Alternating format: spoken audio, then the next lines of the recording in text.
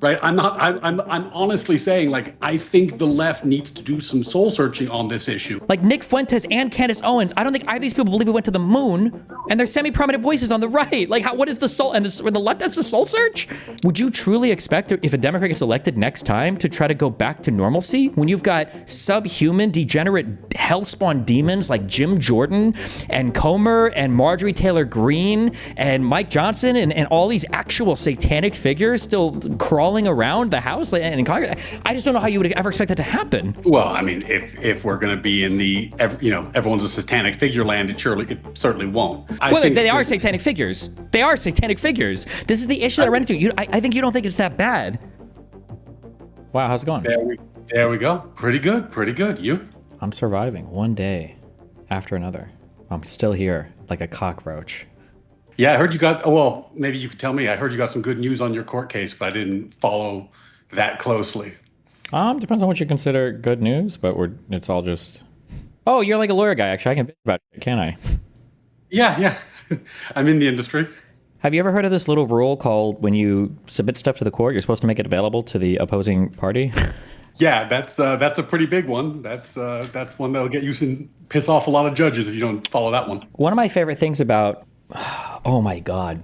Wait, hold on. You're about to become my event person for like 4 minutes before I scream at you about Trump, okay? Sounds good. Okay, first of all, I know that like the meme in law school is that like civil procedure is always like the worst class or whatever, but I didn't know that it was because people literally just can't read the rules or have no mind for them or don't give a fuck about them. There are so many bizarro things with regards to this court case. So one of the things that the opposing counsel wants to do is they want to keep, or they were trying to keep submitting like declarants or affidavits to this case. But then what they would do is they would censor the name in the thing, and then they would submit it to the court. And we don't get like any uncensored versions of any of these submissions. So it's literally like anonymous like witnesses or accusers. And we're kind of doing meet and confers to figure out like, well, you're going to, tell us who this is.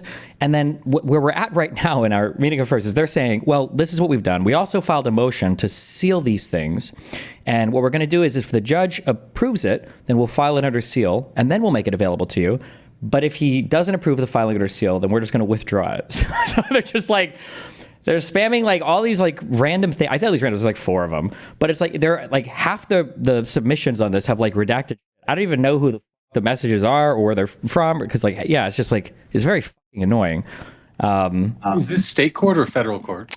It's federal court. They cited a federal statute to get it into federal court. And that's what we are, that's where we're fighting. So Southern District of Florida, I guess. But it's like, that's like on top of like a million other like stupid, they wanted to do, so one of the things, another thing opposing counsels, we're not going to do this too long because I can complain about so much. One of the other things opposing counsel do is they want to issue court orders for Kiwi Farms to remove videos of plaintiff, okay? So one, I'm a little bit reluctant to issue any court orders about non-parties to the case because if we're going to, like, let's say theoretically it goes all the way to trial. Let's say theoretically I get convicted, or not convicted, but I lose and they, agree with plaintiff. Well, I don't want more evidence for them to fight for to say, oh, well, look at all these damages, right? Kiwi Farms is not a named party on this case. I don't even know if you can issue court orders to named parties. And a court order is not an injunction, right? You can have something taken down or just get reposted again.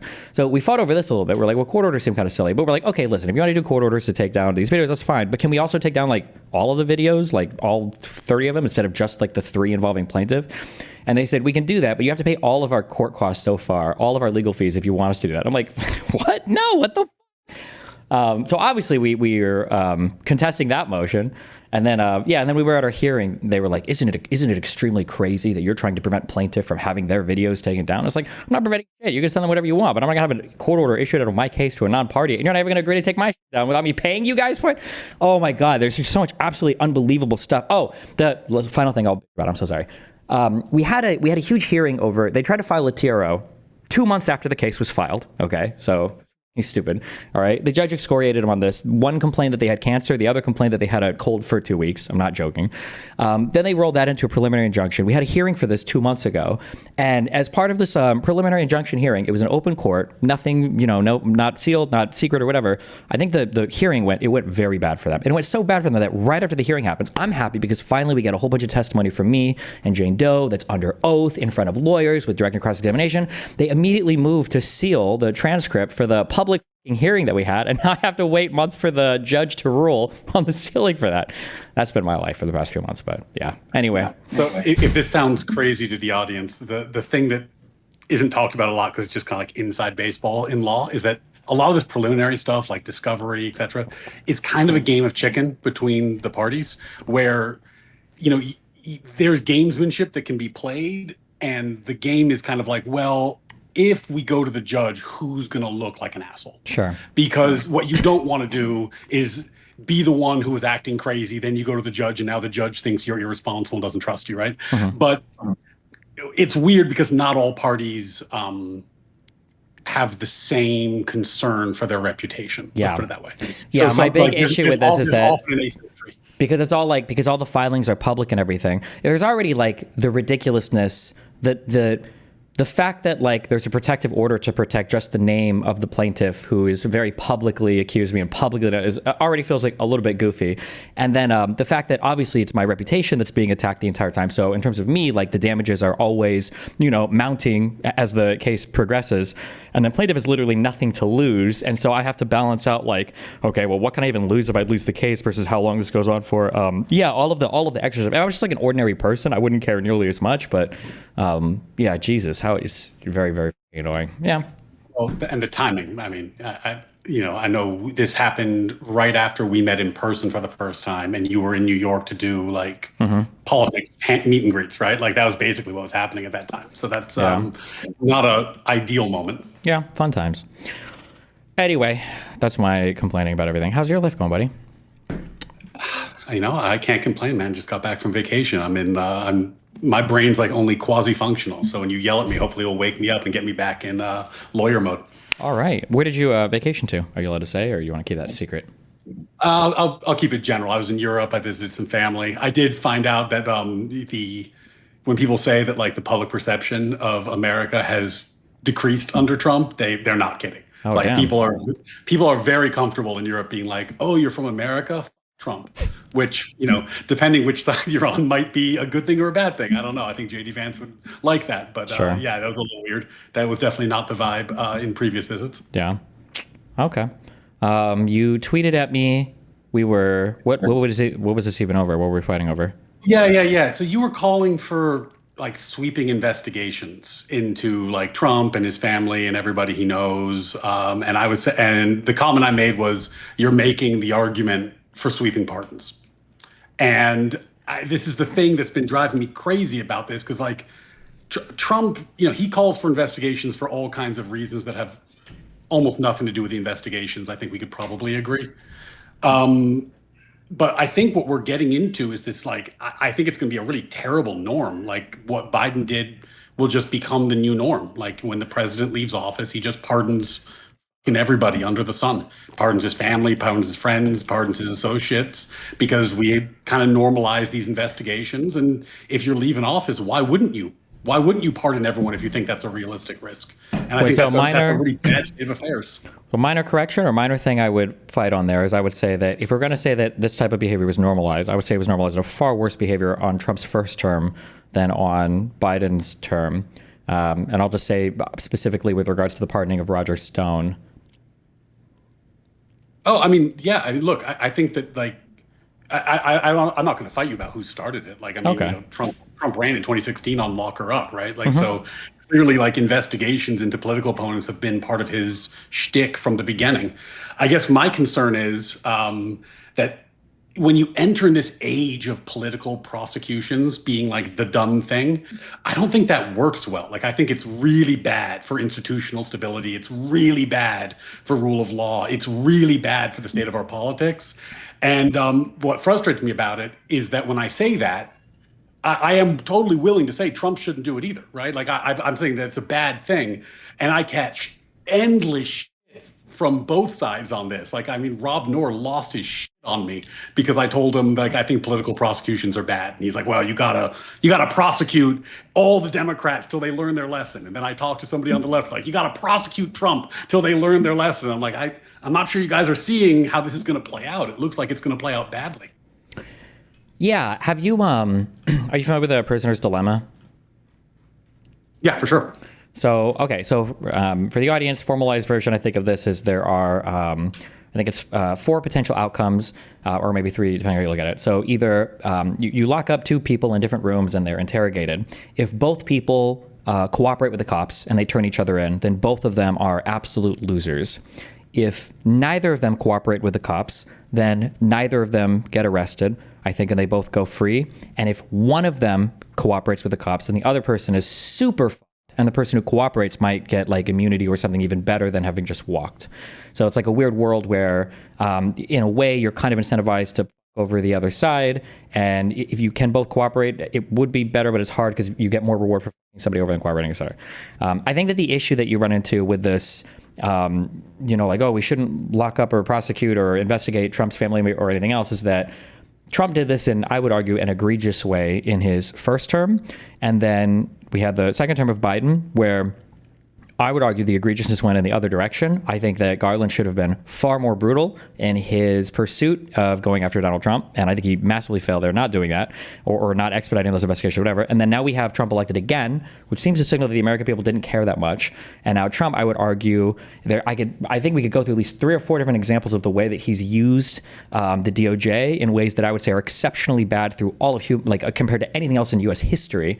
And the idea of after this, what motivation would Democrats have to play by the rules, knowing that in the next admin, Republicans could theoretically just support the exact same thing again? Yeah, so I think there's different ways of looking at this. There's kind of a moral argument, or are you making a moral argument or a practical argument? Like you think it's like electorally better, or just morally they shouldn't? I actually think you can make both. They're going to be different, but you can make both arguments, yeah. Yeah, because practically, what I guess, and taking the morals out of it for a second, I think the practical outcome of this is that you'll get presidents just pardoning everyone, right? And if your presidents are pardoning everyone, then you can't investigate because there's nothing to investigate. Everyone has a pardon. Yep. So maybe what you can do in that world is get people to testify, and because they have the pardon, they can't take the fifth. So maybe you can play that game where you say like, okay, like I'm going to call you before Congress. I'm going to ask you about this. You can't take the fifth.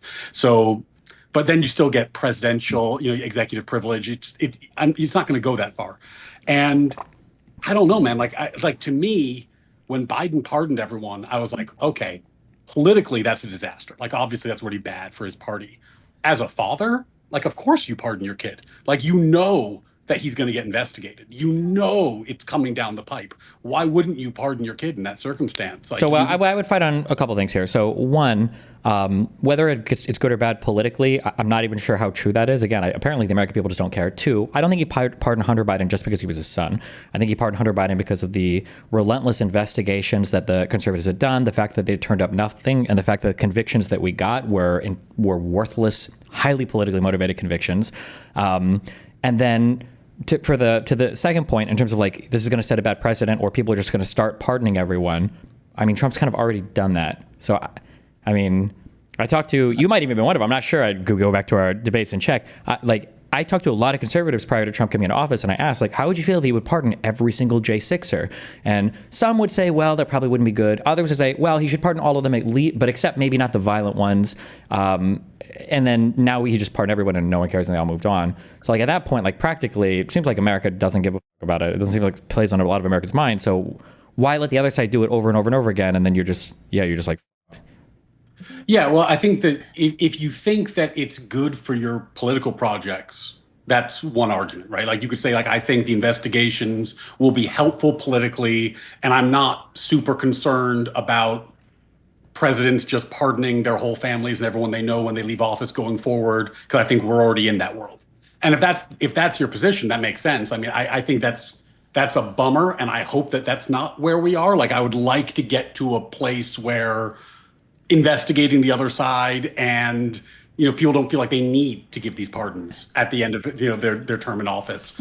And I guess the only other caveat there is we might find out whether a president can self-pardon with immunity. That's less likely to be a thing, but it still could be a thing. So we might open that Pandora's box. But yeah, I mean, if that's where you are, then I can respect that. But I think that would be a real bummer.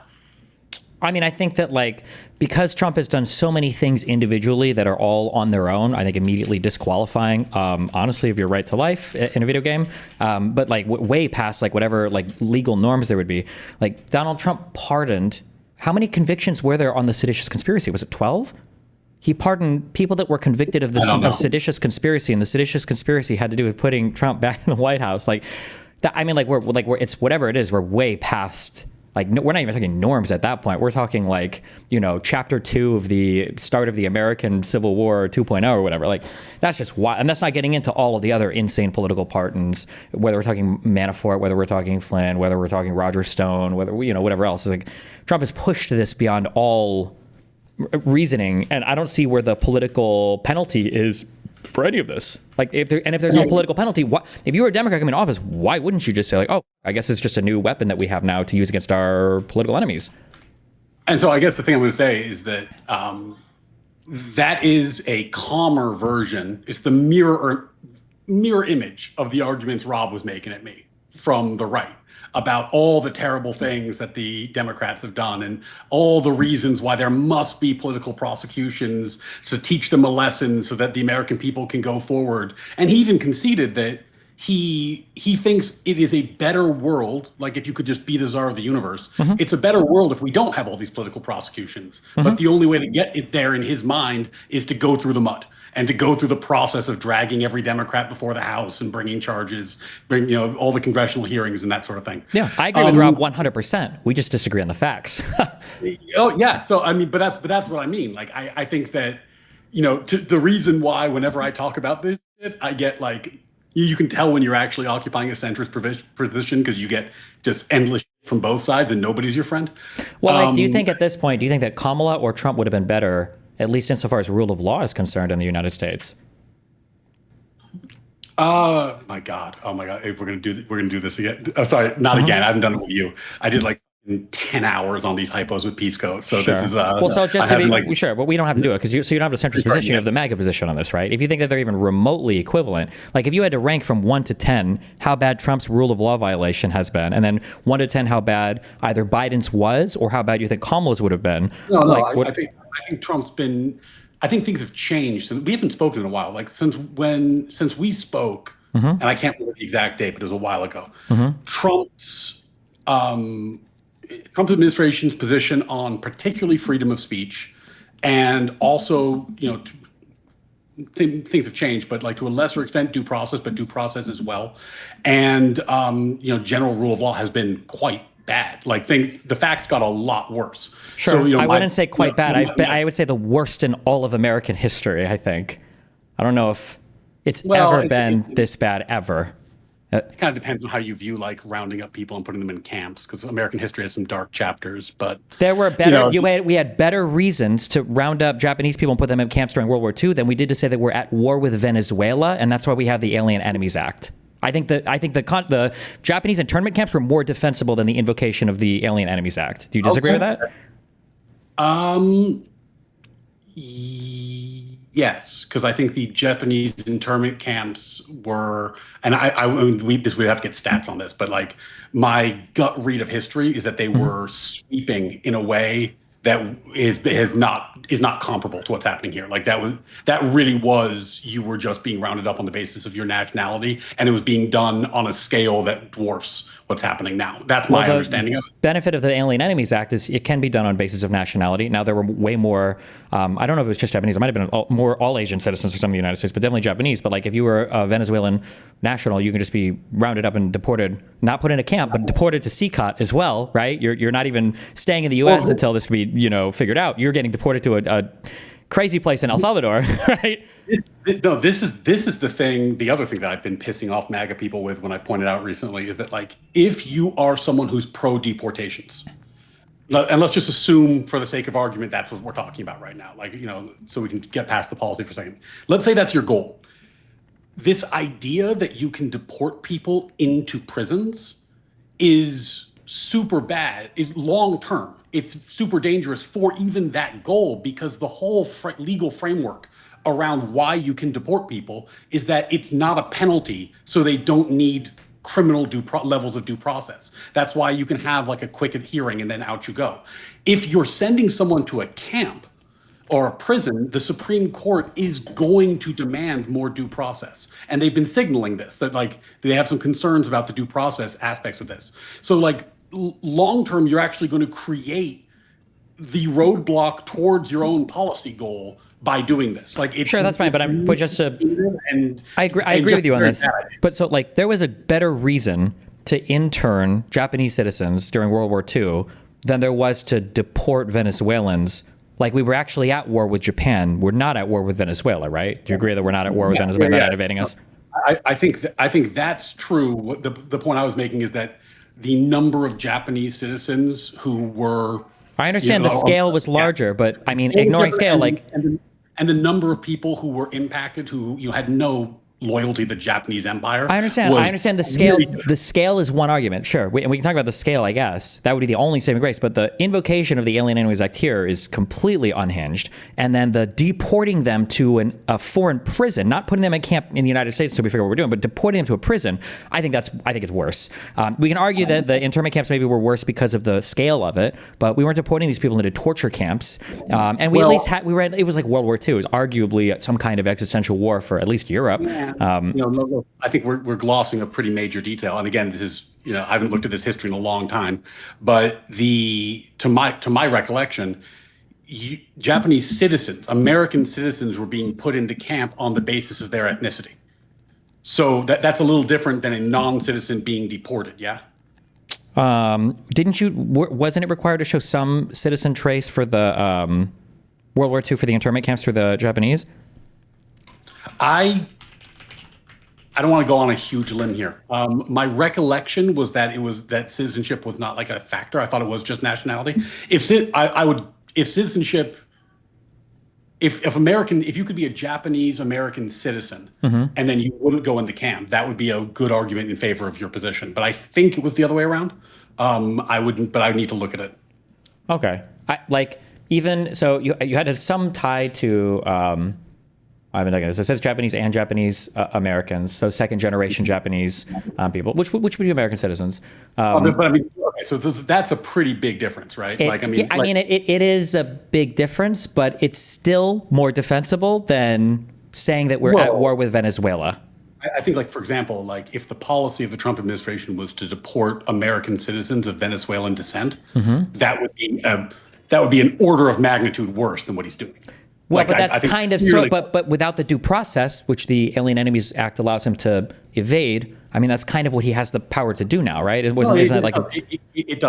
allow him to do that. There are the Alien Enemies Act. Sorry, my kid's screaming in the background. You can hear that. Whether or not there's an invasion or a war, there's these different predicates, and whether or not there are alien enemies, those are. Well, I have a bet with Pisco on this, but I'm pretty sure those are non-justiciable. I don't think we know for sure, but probably they're at his discretion. The due process part isn't. The Supreme Court, I think, has been pretty clear that the due process point, like if they're pressed on that, they're going to, that is an issue that the court can rule on. Did you provide adequate due process? Now, due process doesn't require a lot in this area. It could be a very quick hearing. It's not like a trial, right? But the courts are definitely not deferring to him on whether or not due process needs to be followed. Sure, I'm not. It gets weird around the justiciable part. Is that the issue that they're fighting about right now in court? Because I think I don't remember if because if you say the initial invocation is non-justiciable, you get into really weird areas about that. Regardless of where they fall in the legality for the invocation of the Alien Enemies Act, I feel like if you look at the situation of the scenario and everything going on, like I'm not going to defend internment camps or whatever for Japanese in World War II, but like there is a understandable world where somebody would do that isn't just purely motivated by racial hatred, that doesn't involve like an outright lie. We were, at least my understanding is we were at war, a relatively existential war with Japan in World War II. We're not at war with Venezuela. We're not being invaded by Venezuela. The invocation of that act, and we're not using this to just arrest people and round them up or deport them. We're using it to deport them into into like prisons in El Salvador. I won't, whether the concentration camps, or they torture people there or not. I mean, we can argue about it. I mean, it seems like most people agree that that is the case for Sigat. That just seems insane to me. And also, like, even if we were to go back and forth on this and slightly disagree, the fact that this argument started because I said, I think that Trump has done with this some of the worst stuff in all of U.S. history. And the argument we're having right now is, well, was it worse than one of the worst things, arguably, we've done with civil rights in U.S. history, which is the internment of Japanese we're totally autism broing like a really minor point, like just kind of for fun. Like, I don't think there's an argument that Trump has been like good on rule of law. He's been terrible. I'm not arguing that he's been good on rule of law. I'm arguing that he's one of the worst in U.S. history. I just say he was terrible. If my superlatives aren't good enough for you, I don't know what to say. But like, okay, well, I only say that because like all the Joe Biden stuff is brought up in the same breath, or like that Kamala would have been worse, or like equivalent, and I don't think it's even remotely the same. So that's why I asked you, like, do you think that Kamala would have been worse for rule of law than Trump? And I don't know in what world we're even remotely equivalent here if we agree that Trump is doing some of the worst stuff ever. Like, what do we think Kamala or Biden would have done that would have been remotely similar? But we got into this on the subject of like, how does this play out, right? Mm-hmm. Like, what happens when these investigations become the norm, when we start hearing, we start every presidency, the next guy gets into office, orders the DOJ to investigate his predecessor, investigate his family. You get Trump posting on Truth Social to investigate Obama now. Like, in that world, I think, we're really, really degrading the rule of law. I think we agree on that, right? It's a very bad world to be in, and I would like to get out of that world.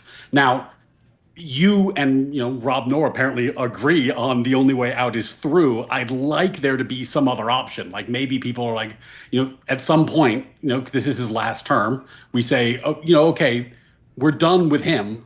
Can we find some other norm going forward that's not going to be so bat crazy? Because this, I don't think, is going to work. I think this is really destructive.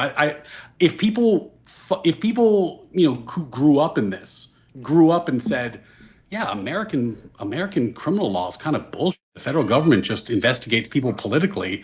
I wouldn't be mad about them saying that. I'd say, oh, we can do so much better. But like, holy shit, like, it does seem like that is what we do now, and that's a shitty place to be. And I am very interested in getting out of this mess. Maybe this is, in your mind, the best way through. I don't know. Well, the thing is that like, we have to agree on some factual reality to escape it. And if we think that both parties have been even remotely similar, like, that's just never going to happen. Like, this is the end. I would argue that Trump's lawfare in his first term was already grossly unacceptable. I would argue that Biden in his second term, despite trying to be the come together and be the president for all Americans man, still gets lambasted as being about as bad as Trump. And now that we're in Trump's second term, I would argue that we've seen the worst that we have seen in all of U.S. history in several different ways. And now we're like, after this, like, okay, well, hopefully after this, things can go back to normal. Like as a Democrat, and at this point, I would vote for the unhinged.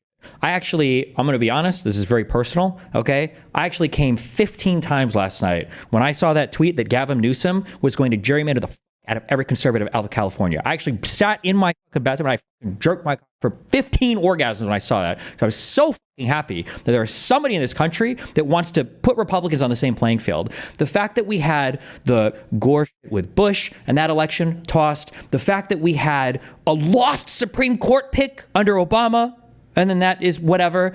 And then the insanity that was, there were two different special counsels under Biden investigating him and his son at the same time, where when Trump came in office to kill the investigation on him and his people around him and then pardon all of them after their convictions, to have another term of Trump where we've seen, and we can walk through any number of these, insanity.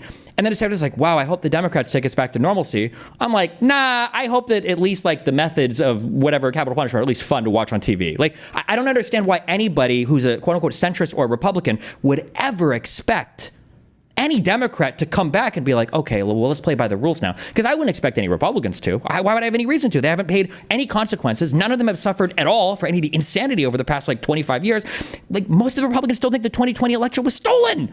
Like how do you come back in that world? Well, I mean, they're not going to suffer, right? Like, I mean, that's what I mean. Like, he's going to pardon everybody. So you're not going to get any of these people in an investigation. Like, it's just not going to happen. But, and I think that and this plays a little bit into your like Hutch, Pisco, Econoboy thing. Shout out, I'm going to be debating Econoboy on whether socialism is immoral next week. Our schedules don't line up, so I'm trying to find the time, but we'll do that. That should be fun. But when I look at the political landscape, and you can tell me if you disagree, I think Trump's superpower, after all this time, and there's a few things he's very good at politically, but his true superpower is that he found a way to get the unhinged portion of the right to vote and to vote for him.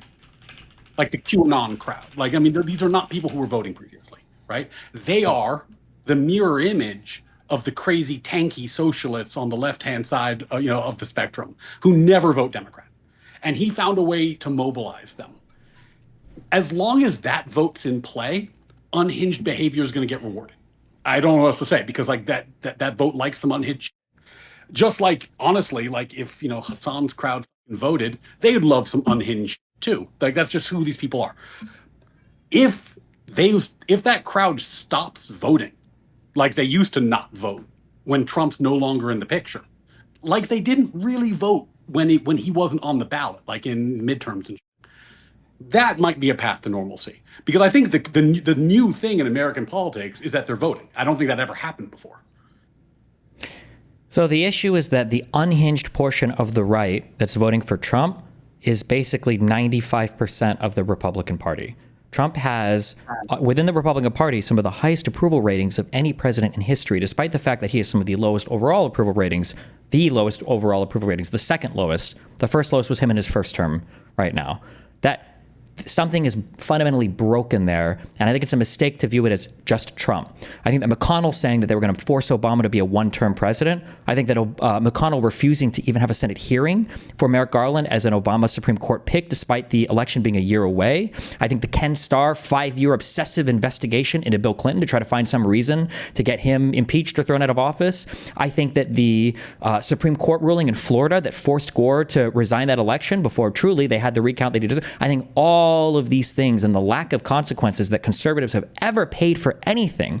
If I was a random person and I ventured into American media and I thought about the U.S. budget, I would think, man, Democrats are spenders, and Republicans come in and they really rein, or they try to get the reins, I guess, at least on the spending. That's one thing I can say about conservatives. And then if I were to tell them, the last budget surplus we had was under a Democratic president, that most of the spending actually happens under Republican presidents.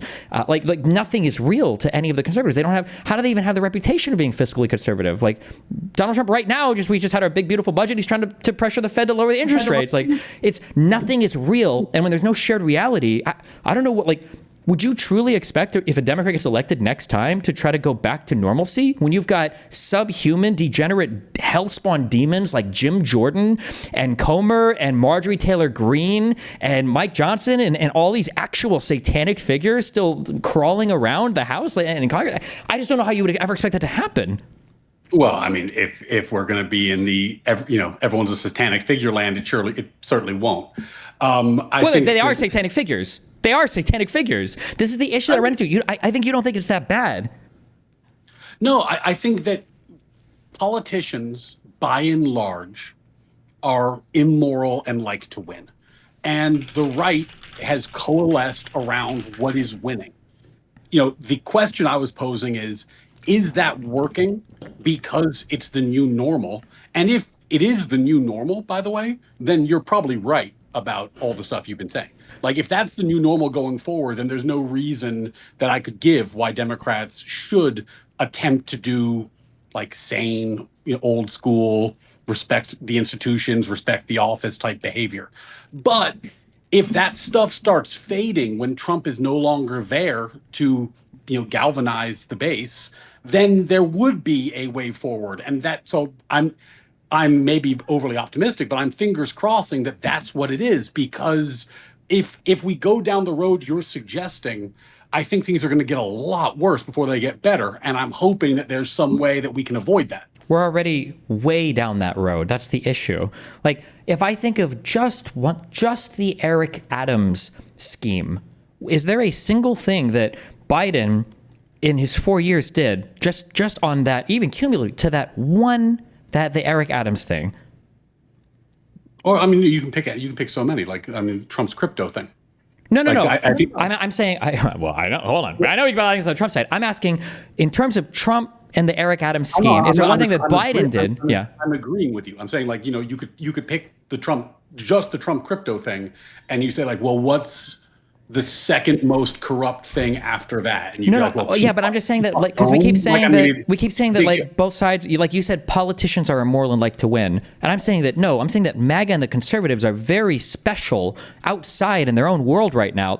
None of this was normal or normalized prior to. I think that what I was saying there is that I think there's a difference between someone like, Trump, or maybe like, I don't know who you want to pick as your chief satanic, figure, Marjorie Taylor Greene, maybe, I don't know, like a true believer. And then there's somebody like a Mitch McConnell who, I don't think he likes Trump. I don't think he's particularly enamored with Trump. I think he likes winning.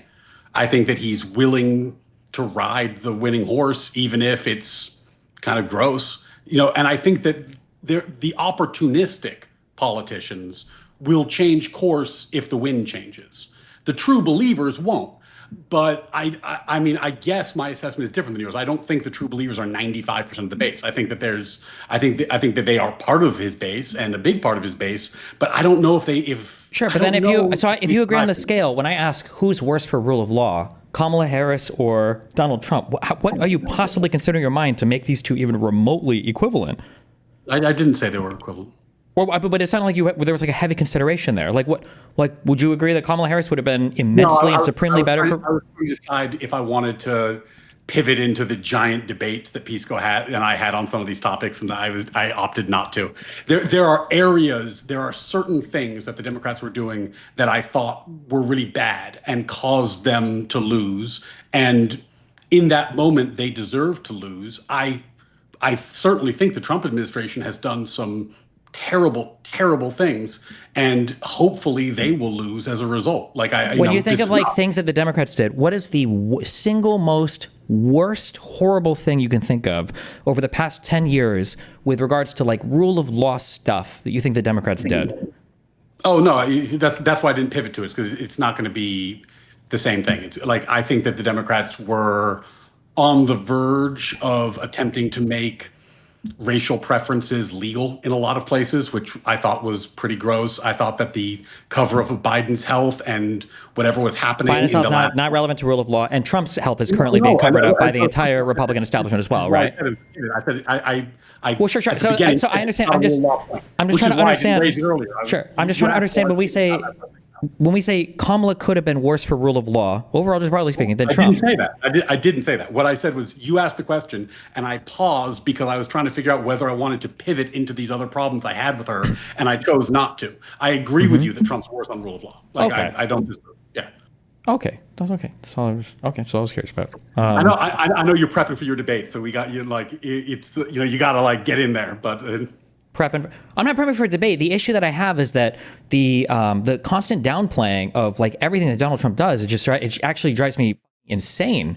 I feel like there's at least 5 or 10 different things that like on their own are worse cumulatively than all the horrible legal stuff that you complain about Democrats forever. Yeah, the executive orders targeting law firms, I think, is insane. The targeting of individuals to have like their security clearances revoked because they don't politically like them is unbelievable. The entire Bovee and Bondi scheme to manipulate Eric Adams as mayor by dangling charges over him, I thought was absolutely unreal. The invocation of the Alien Enemies Act, I thought was an egregious violation of rule of law. The fact that we've got this unitary executive theory running where Pam Bondi serves as Trump's right-hand prosecutor that he personally directs, I think is insane. The fact that we put a special prosecutor in place to investigate Biden because he found a folder of potentially classified information in his garage, and now we have this huge conflict of interest related to Pam Bondi, Epstein, and the FBI redacting Trump's names for him. We don't have a special prosecutor for that. I think it's crazy. Like, there's like so many different things we could go on. Sorry, I'm like, yeah, but then when I hear people talk about it, like, well, Kamala could have been bad. I think Trump's kind of bad. I don't know. What would it be? And it's like, well, maybe Kamala could have extended some DEI stuff. It's like, well, affirmative action ended under Biden and they didn't do anything to bring it back. Like, I don't even know how it's even remotely close. And then when we have the conversation of, when we have the conversation of like, what do we do going forward? Well, the Democrats just have to move past it. And it's like, holy, like, what are we talking about? Like, what? You said like a billion things there. Yep. I'm not going to try to respond to all of them. Fine. Because you can also cut me off. I'm rambling too much. Yeah, but go for it. Yeah. A few things. One, just because it's like a thing that I've talked about publicly, so I just feel I have to say, affirmative action ended under Biden with Biden arguing before the Supreme Court that it should continue. It ended over his objection. And when Trump was in office, he was arguing it should end. So I don't think that's a really fair point. But I mean, I'm only picking one because you said it. There's a billion things you said, and I'm not going to attempt to. Well, but that's following rule of law. It ended. Obviously, there's solicitors going to fight for it, but it ended, and they lost, and they moved on, right? Yeah. But in fairness, when like one of the questions that I think is very interesting to ask is, I agree with you about so much about the stuff that Trump does that's bad. So much of the things that you say, I'm just like, yeah, I think that is very bad, and that's the sort of like even our first conversation. I said like my concerns about the rule of law with Trump are why I didn't vote for him. Like that was the reason that not to vote for him. So it's a bummer that it's played out this way, but it's not terribly surprising, I don't think.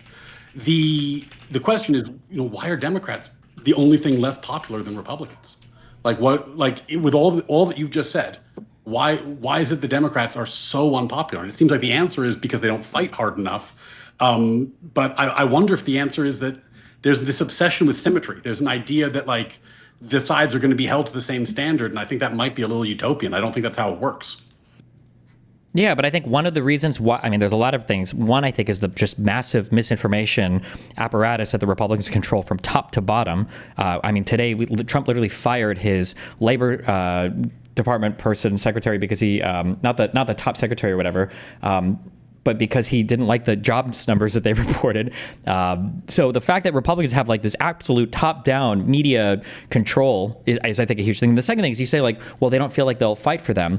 Like, that's true, but like our standard for fighting is like, do I have a president who believes so strongly in his ability to lead the country that he's willing to like lead a insurrection to stay in office and then lie about the results of the election indefinitely? Donald Trump today, the leader of the United States of America, supposedly the leading shining beacon democracy, currently has a president who believed that the last election was rigged, and that's never going to change. Like, there are going to be, I'm trying to say mean words, there are conservatives going forward who are going to teach for the rest of their lives, their children and their grandchildren and their great-great-grandchildren, if they live that long, they're going to be teaching them that the 2020 election was probably stole. That's inconceivable to me. That's like, so of course they feel like they can fight strongly. They literally are willing to fight as dirty as possible to do whatever they want. Well, but there's also, and I don't claim to have an answer to this, but the base on the right at present just seems to be cohesive in a different way. When I think about, like, okay, in terms of their politics, who's an equivalent to Hassan on the right? Like, who's a right-leaning Hassan in terms of like how far they are from the center? In terms of how far they are from the center, Matt Walsh, I guess. I don't know. Charlie Kirk, maybe. I don't know. It depends on what you mean. Walsh, Charlie Kirk, right? Like, I mean, you get like, you get the Christian nationalists, you get like the hardcore populists, but they all voted Republican.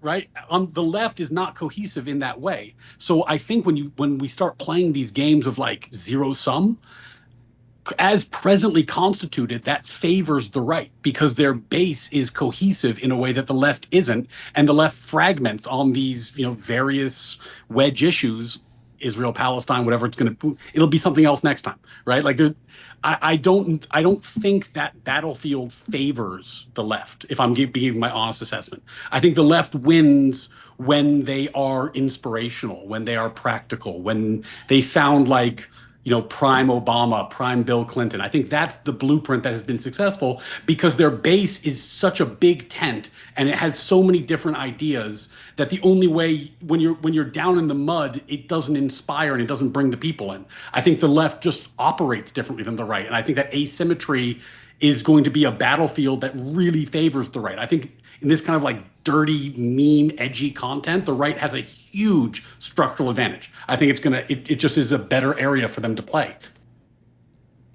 I don't think I actually even agree with that right now. I think that the right actually has a bigger tent than the left because the right, because of the complete homogeneity of media messaging control that they have from top to bottom. Like, we can say the left has a big tent, but the right literally got the I would have bet so much money of this against this ever happening. The right got the Silicon Valley dipshits to actually play into, and all the crypto bros and everything who are watching Donald Trump support crypto, who has no idea, what a blockchain even is.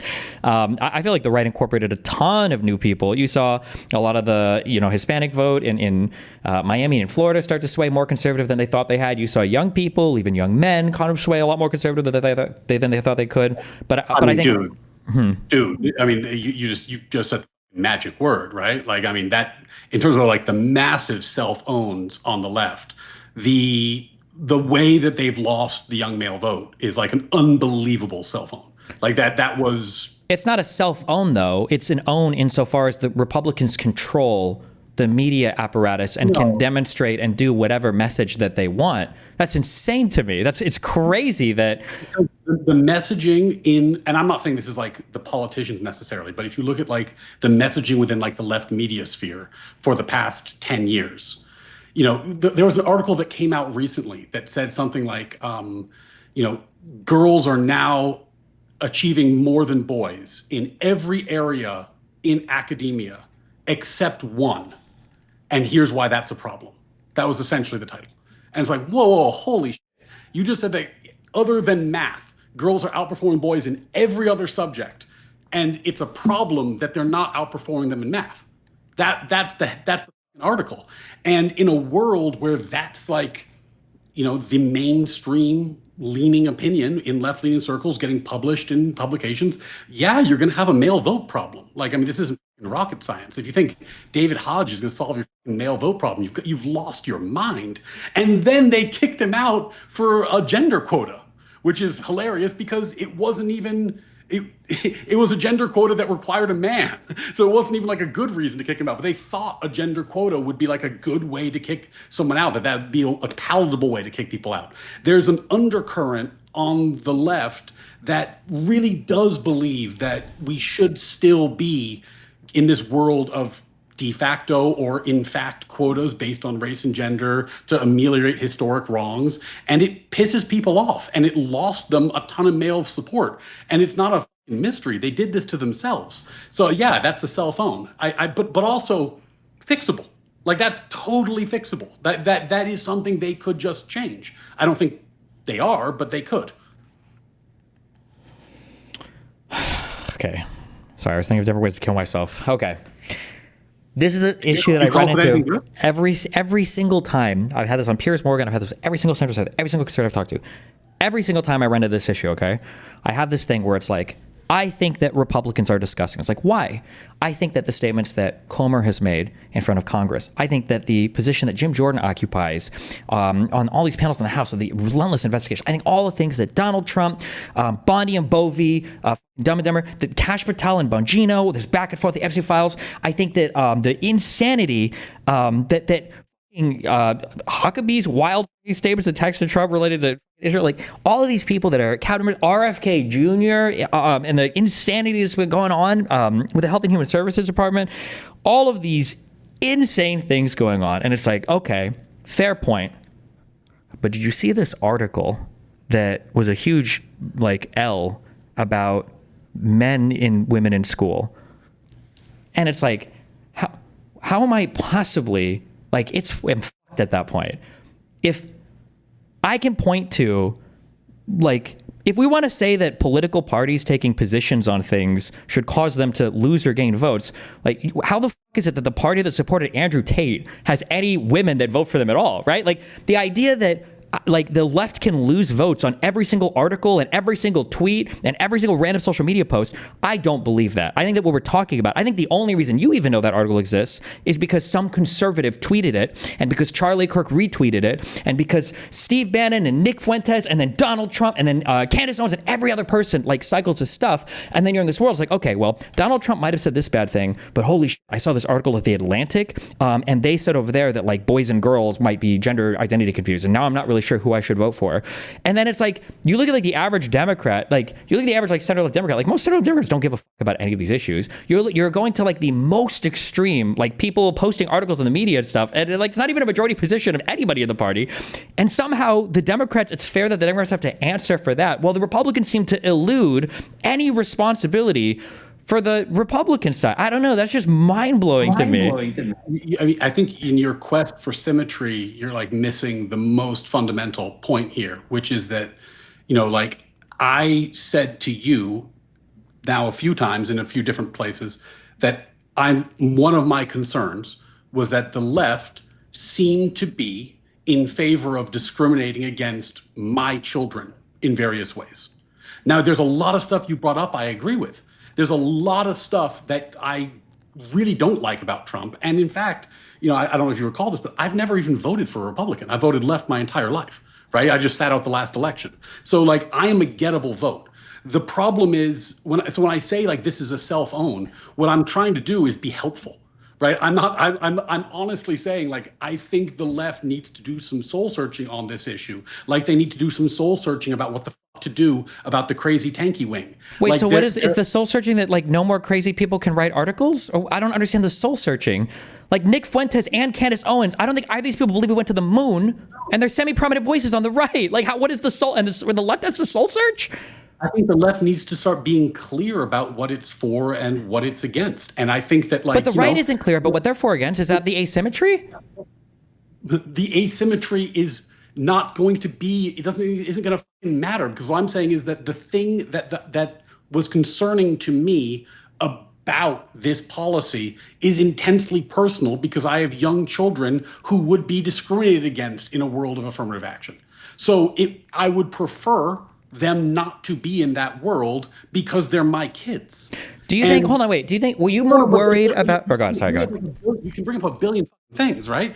But like the pitch that Republicans were making last election was that it was, holy shit, this seems unfair. This seems crazy. Doesn't that seem crazy to you? And it was a pretty good pitch. It worked. But a lot of that stuff is fixable. It's just not a thing the Democrats have to do. It's a policy choice. Do you think that affirmative action represented a greater threat to your kids than the totality of or the direction of the current like Republican, I guess, like regime? My kids, particularly? Sure. Yeah. Yes, but that's because I'm incredibly privileged in my profession, and there are a lot of the stuff that you would bring up has no impact on me. So you think in your life you were legitimately worried that your kids' futures were going to be fucked because of affirmative action? I think that in a world where it is legal and acceptable and a thing that people are doing and celebrating to have policies that are discriminatory on the basis of race, on the basis of gender, and always in the same direction, that worries me for my kids who would then be impacted by those policies. So you think that you genuinely believe there's like a thing that's like the present, like the forefront of your mind. You thought that there's a decent chance, not like a 0.001%, but there's a decent chance that your kids are going to be severely negatively impacted by affirmative action going forward if Democrats would have had their way, I guess. Did you follow the affirmative action case? The one with Harvard and the stuff, right? Harvard? I don't want to get too deep in the weeds on it, but like, go ahead. God, I'm trying to get my memory right. In the First Circuit, the Trump administration appeared and said, hey, court, look at this data. We think this is de facto discrimination. This is a very bad thing that's happening, right? And then administration changes, it goes to the Supreme Court, Biden's lawyers show up and say, we've looked at the data, we've changed our position. We're cool with this now, right? So, and like, look, there's a deep argument you can make about whether the data was good enough or bad enough, and that's an interesting thing, but it's kind of in the weeds.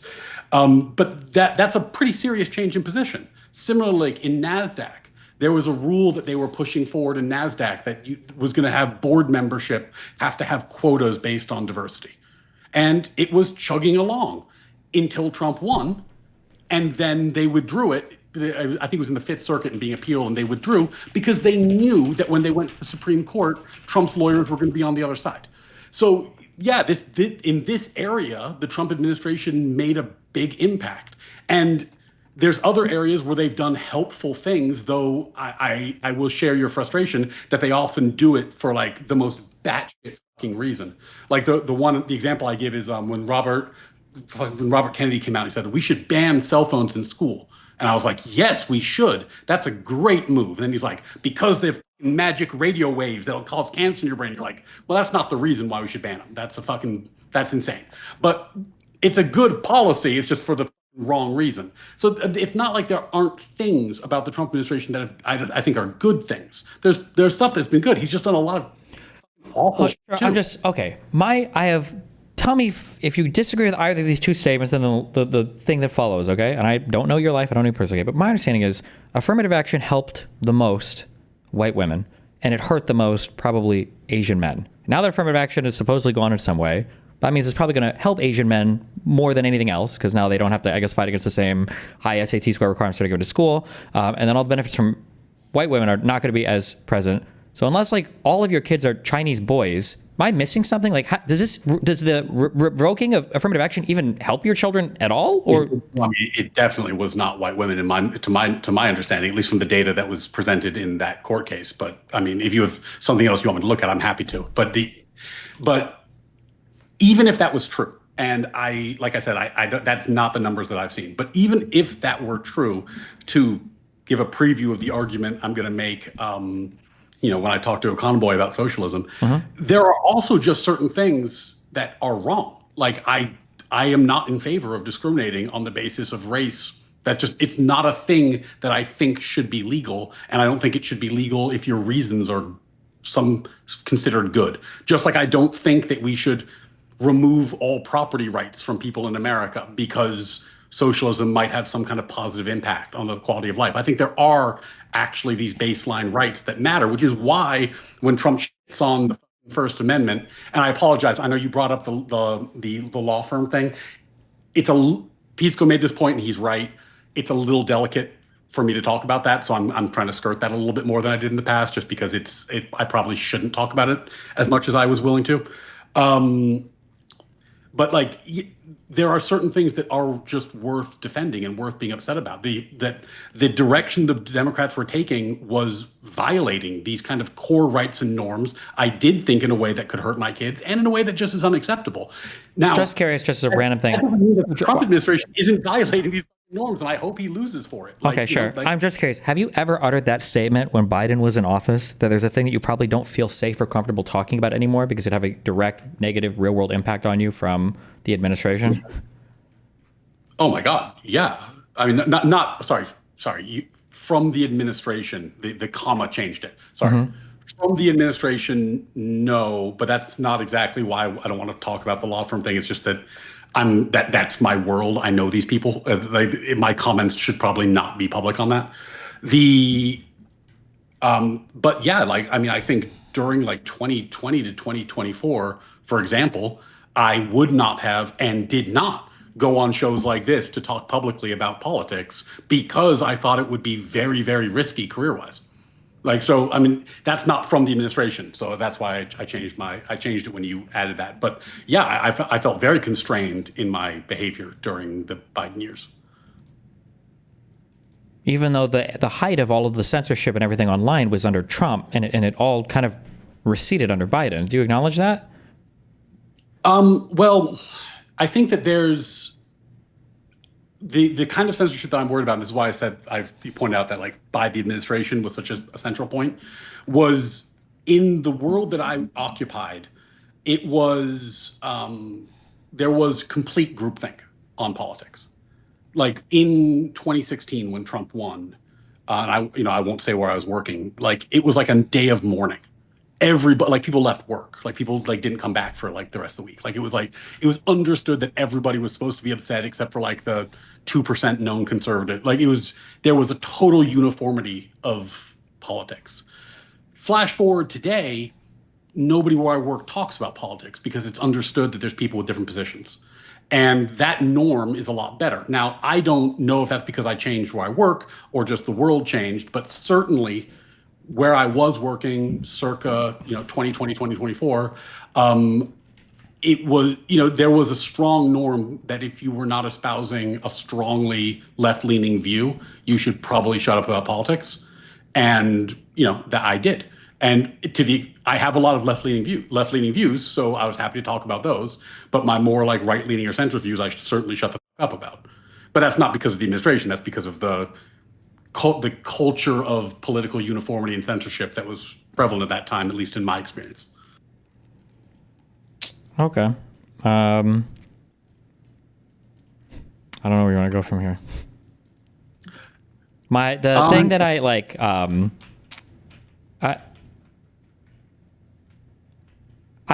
don't know what to, I'm not sure. I just don't know. I'm so mind-fucked on everything related to this. I feel like Trump could start executing people in the street, and you would be talking to me about theoretical affirmative action that might hurt your kids in the future or something. Like, I just don't understand. Like, Donald Trump is, like, to mention the First Amendment, Donald Trump is suing pollsters, he's suing media companies, and he's suing social media companies for kicking him off of, like, Facebook and Twitter and everything else, and he's, like, targeting individual lawyers and targeting law firms, and is now suing the Wall Street Journal because he doesn't like that they that's. Has there ever in U.S. history been another president that has filed a civil suit while in office or out of office against a media company? Has that ever happened before? Just that thing alone? You left out, I think, the worst First Amendment stuff, which is I forgot her name, the woman who they attempted to deport just for writing an op-ed. Like, it was the purest freedom of speech linked to deportation you could imagine. And then in the Harvard one, where they asked for surveillance footages of all the protests going back like 5 years. Like, I mean, that's actual, like, you know, when you become Big Brother and you ask for the surveillance footage of the students, that's not a great look from the First Amendment perspective. So, I mean, I agree with you on all this. Like, I will be delighted when the Trump term is over, to be clear. That's a different question than, did I think Harris deserved to lose? I thought she did deserve to lose. But that, you know, I mean, that doesn't mean that his term has earned more rewards going forward. That's a different question. Do you think that overall Harris would have been worse than, like, the cumulative effects of Trump just under the first, like, barely year of his office? I think she did. Well, that's a tough question. You said Harris deserved. Why didn't Trump deserve to lose more? I thought Trump was disqualified because of his, you know, insane position on the rule of law, which has played out, and that's why I didn't vote for him. I thought that Harris was a few things that deeply troubled me. We already talked about, like, the affirmative action stuff, so I don't want to dwell on that, but copy paste all that back in here.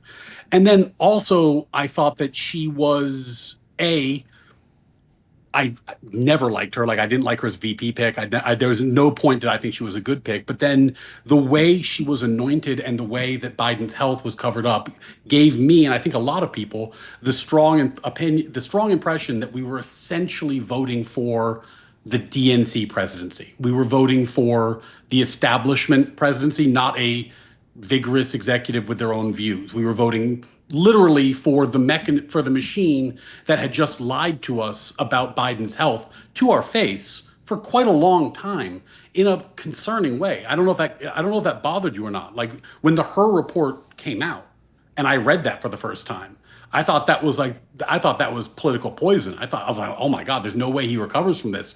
I thought it was like the worst thing that could happen until I saw the debate performance, which confirmed everything in it. And that's a crazy thing to lie about.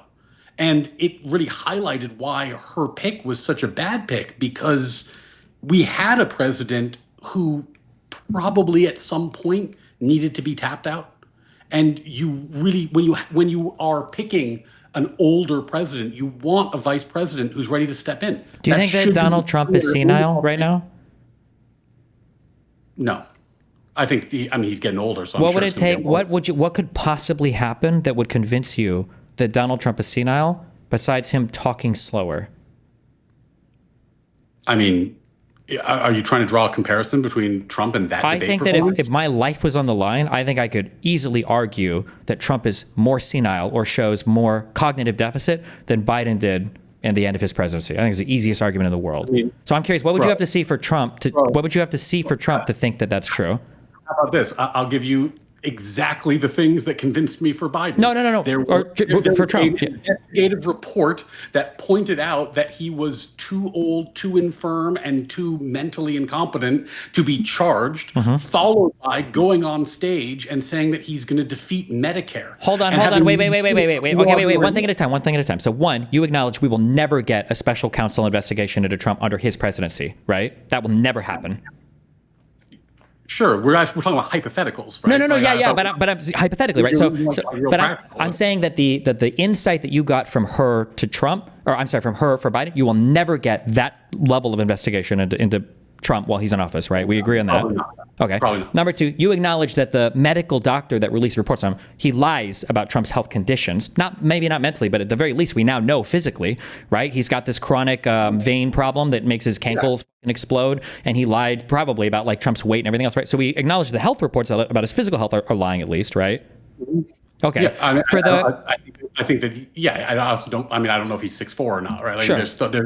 He's probably not, he seems heavier than his reports indicate as well. Sure. For the her report, okay, that didn't say that he was so mentally incompetent that he couldn't be charged with a crime, okay? What the her report said was that Biden didn't have the mens rea of trying to intentionally obscure or hide classified information or whatever, but that he might not have recalled if a particular thing was classified. That's what the her report said, because I've read like the section that you're talking about that people quote as saying, he said he was so senile he couldn't be sure of the crime. He didn't. What her said was like Biden probably didn't remember or have the recollection of this thing in particular to have the mens rea to charge him with a particular crime. Her report did not say he was so senile they couldn't charge him with crimes. That's not true. I haven't read it. I haven't read it recently. I don't know if you have. Okay. If you want to pull it up. I went over this because Peace likes to bring it up a lot, and I went through and I did read this section, and that's not what her said. But we can put that aside, and it's not being an important thing. But certainly, when I read it, and this is public document, so viewers can just go look at it. When I read it, I certainly got the impression that her was saying there are things that are chargeable. I am choosing not to charge them because of his mental condition.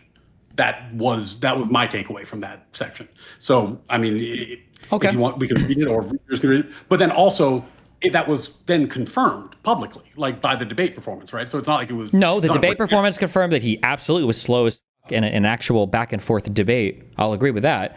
But in terms of confirming senility, okay, so her report. So we know that we're never going to get a special counsel investigation into Trump. Do you think in the last year he was vigorously running the country? Like, more than Trump? Yes, absolutely, easily, yeah, 100%.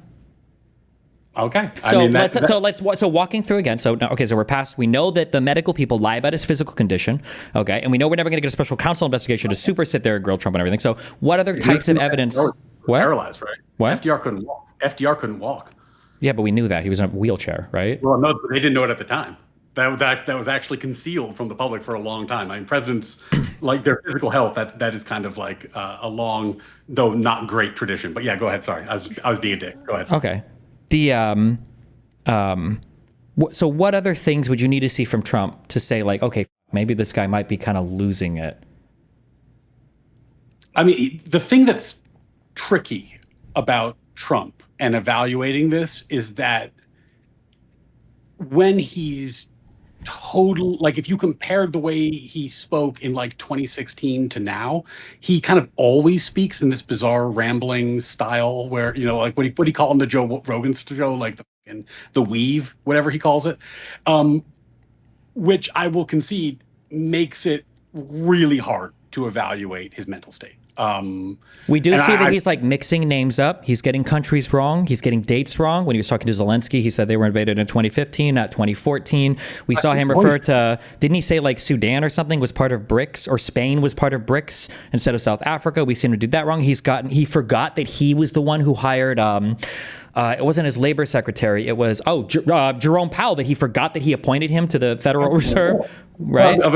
I mean, bro literally tried to guess the cure for COVID on live TV once. Sure, but these are things he's forgetting. I'm just saying that is there any suggestion that we nuke a hurricane and I mean this is the problem. I understand. Well, there's not a problem, but I'm saying this is why I was saying before, right? You're telling me that, well, no, there was more evidence that you could say that Biden was senile because Trump has always been a lunatic crazy person whose mental state is indecipherable because of his ordinary behavior. No. This is like one of the things about Trump that I find most maddening is like I've just come to terms with the fact I have a very, very hard time reading him. I don't think I know why he's doing the things he's doing. But do you also agree that it doesn't seem like he's like running stuff? So for instance, I'm curious, in the Signal group, didn't we get more indication that like Vance and Hegseth were kind of behind, the strikes and that diplomatic stuff than Trump was? It seems like his like will or his stuff wasn't even involved in that. Was there anything equivalent that ever leaked about Biden and his foreign policy? No, that leak was fucking crazy. Like that was okay. That was the incompetence there was like wild. We see Witkoff and stuff as a foreign envoy. Do we see anything from Trump that's even what we see compared to especially the last couple of years of the Biden administration is a vigorous president who has administrative goals and is pushing for them. Like I think that there's a big difference in that. I don't think it's necessarily always good because I don't always want him to succeed in the things he's doing, but I don't think that it's fair to say that like there isn't a qualitative difference. It does seem like his fingerprints are on a lot of this stuff. What is what is a single goal that Trump is vigorously pursuing that isn't a personal vendetta right now? I mean, if we looked at what Trump's campaign promises were. Right now, what Trump is pursuing. What is Trump pursuing right now vigorously as an executive that's not a personal vendetta that you would expect your grandpa talking about at bingo night? What is Trump pursuing right now that's not a personal vendetta? You don't think that like the mass deportations were like his agenda? That strikes me as, of course, his agenda. That was a core campaign promise. Okay, so in his pursuit of that, when he gets on TV and talks about it, you don't think the tariffs are his idea? That was a core campaign. Tariffs, I feel like a personal vendetta to me as a way to get back. Well, okay, holy shit. If we're just going to say that like national level trade policy is a vendetta, then okay, sure. But I mean, like I'm not just saying that. I can source all of this, right? I can say this is why I feel this way, right? So after he did the first Liberation Day, when he was talking in front of a bunch of Republicans, I don't know what it was. I don't think it was an RNC conference. It was something, and he's like, "All these guys want to come and kiss my ass." When has Donald Trump ever talked about tariffs in a way that seemed like it was for the benefit of like just the country and the nation? All of it feels like very personal and spite motivated to me. I guess that's just how I read it. No, I mean, I think it can be both. I think that I do think he thinks they're going to work. I disagree with him. I think this is not answering your question, but like to me, tariffs are like just such a default bad idea that they're going to do bad things, and they're just as a result stupid, unless you get some extraordinary result. So I mean, look, he could prove me wrong, but like the default answer of should you do tariffs is no, you shouldn't do tariffs. Sure. So now that said, there's been, certainly recently he's gotten some progress in making deals made that could turn out well. I think it's too early to assess it.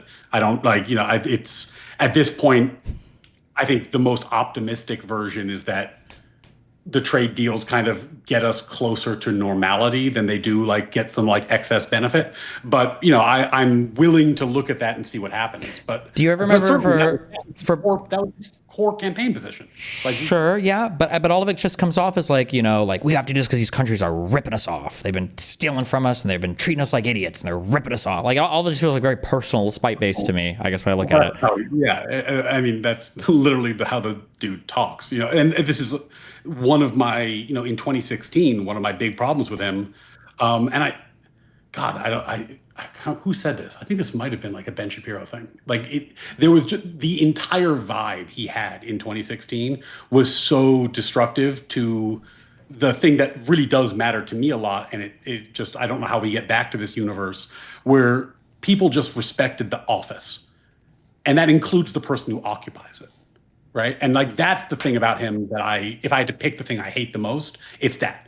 Like, I think it's I was visiting my family recently, and their kids use Donald Trump as an insult because their politics are what they are. And that's what's so crazy to me about that is that their kids are young. Right. So like they could be teaching civics. That's the president. That's the leader. But because of where we are, they believe, and I'm not going to quibble them about it, that it's appropriate to, use the president's name that way because we're so far removed from the world of respecting the office. And I do think that's his fault. Like, I do think that was a 2016 Trump concoction, and that sucks. Okay, but I mean, like, sure, but okay, so back to this, like, you're aware that Donald Trump like confused his ex-wife with Jean Carroll during the deposition for that civil case, right? I didn't see that, but you can fill me in. Yeah, it was embarrassing. He was given a piece of paper, and I asked to identify her, and he's like, "Oh, I would never have sex with that woman or something." And they were like, "No, that's your ex-wife." And it was like, "Oh." Have you seen anything equivalent to Biden, where Biden is given an executive order and then it's explained to him, and then he signed it, like Donald Trump is with almost all of his executive orders?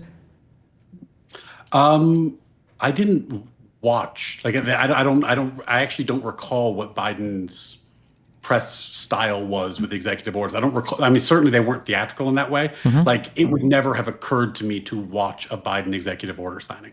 Okay. Like, I mean, he usually explains them before he goes to sign them, instead of having somebody hand deliver them and then explain what they are and then seem confused or seem excited, like, oh, this seems like a good idea, and then sign it like Trump does. I think that was what Biden could do at the end of his term. Like, when it was like reading off a teleprompter, he was actually quite good. In fact, wait, real quick, because you mentioned his speeches were actually pretty good when he's reading off a teleprompter. Okay, like you're aware that when he was doing his State of the Union, he was able to go back and forth while members of Congress like Marjorie Taylor Greene and other hellspawn were standing up and screaming at him, right? But when Donald Trump was doing his 63-day State of the Union, Mike Johnson had to get up like a babysitter and tell the Democrats that if they interrupted, they would be thrown out or arrested, so that they wouldn't interrupt his train of thought, right? And the State of the Union was, let me see, I might have the chronology wrong. It was her report, then State of the Union, then debate, right? Maybe? Yeah, because my recollection, and again, I haven't looked at this chronology in forever, but my recollection was her report came out, and I was like, holy shit, that's bad. He did the State of the Union, and I was like, oh, okay. Like, that seems like a positive development. Like, I thought he did actually a pretty good job. And then the debate performance was just, like, oh, then something changed. So, I don't know. Like, I mean, I think that, like, I'm not a doctor. I think that people in my wait, I know we're going back to this. I'm just asking for anything. It seems like there's literally nothing that could be presented about Donald Trump. There's nothing that could be presented about him that would make us think that maybe his mind is slipping. It seems like that's where we're at. Like, it's impossible. Well, I think that he, it would be very difficult to get, I think you're right, like a document like the Her report about Trump, just for a variety of practical reasons.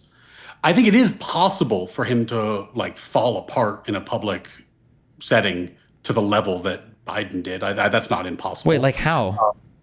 I haven't seen him do that. I mean, the Biden debate was unbelievably bad, man. Yeah, you keep saying that. Do you think it was unbelievably bad when Donald Trump was sitting next to Macron and Macron had to keep correcting him on the amount of contribution that we've done to the Ukraine war? Or when he was standing next to Jerome Powell and he was just saying things that were patently untrue about the construction costs in the Federal Reserve buildings? Or when he was sitting next to Zelensky and he got the year wrong on when Crimea was taken over by Russia? Or when he was sitting next to the South African president and he didn't even know that the ICJ, International Court of Justice case about genocide, was about Israel and Gaza? Like, I can name you like 20 things, but none of these are going to matter. But instead, we'll look at the debate performance where Biden couldn't have like a super debate with Trump. Not a super debate. Dude, can we just be honest for a second? Like, the dude said, we need to defeat, then trailed off, and then said Medicare. Like, yes, I mean, and Donald Trump in a debate with Kamala Harris said, they're eating the cats and the dogs. Yeah. Well, he was lying. Like, he's lying. I don't know if he knows he's lying. He could also just be senile and retarded.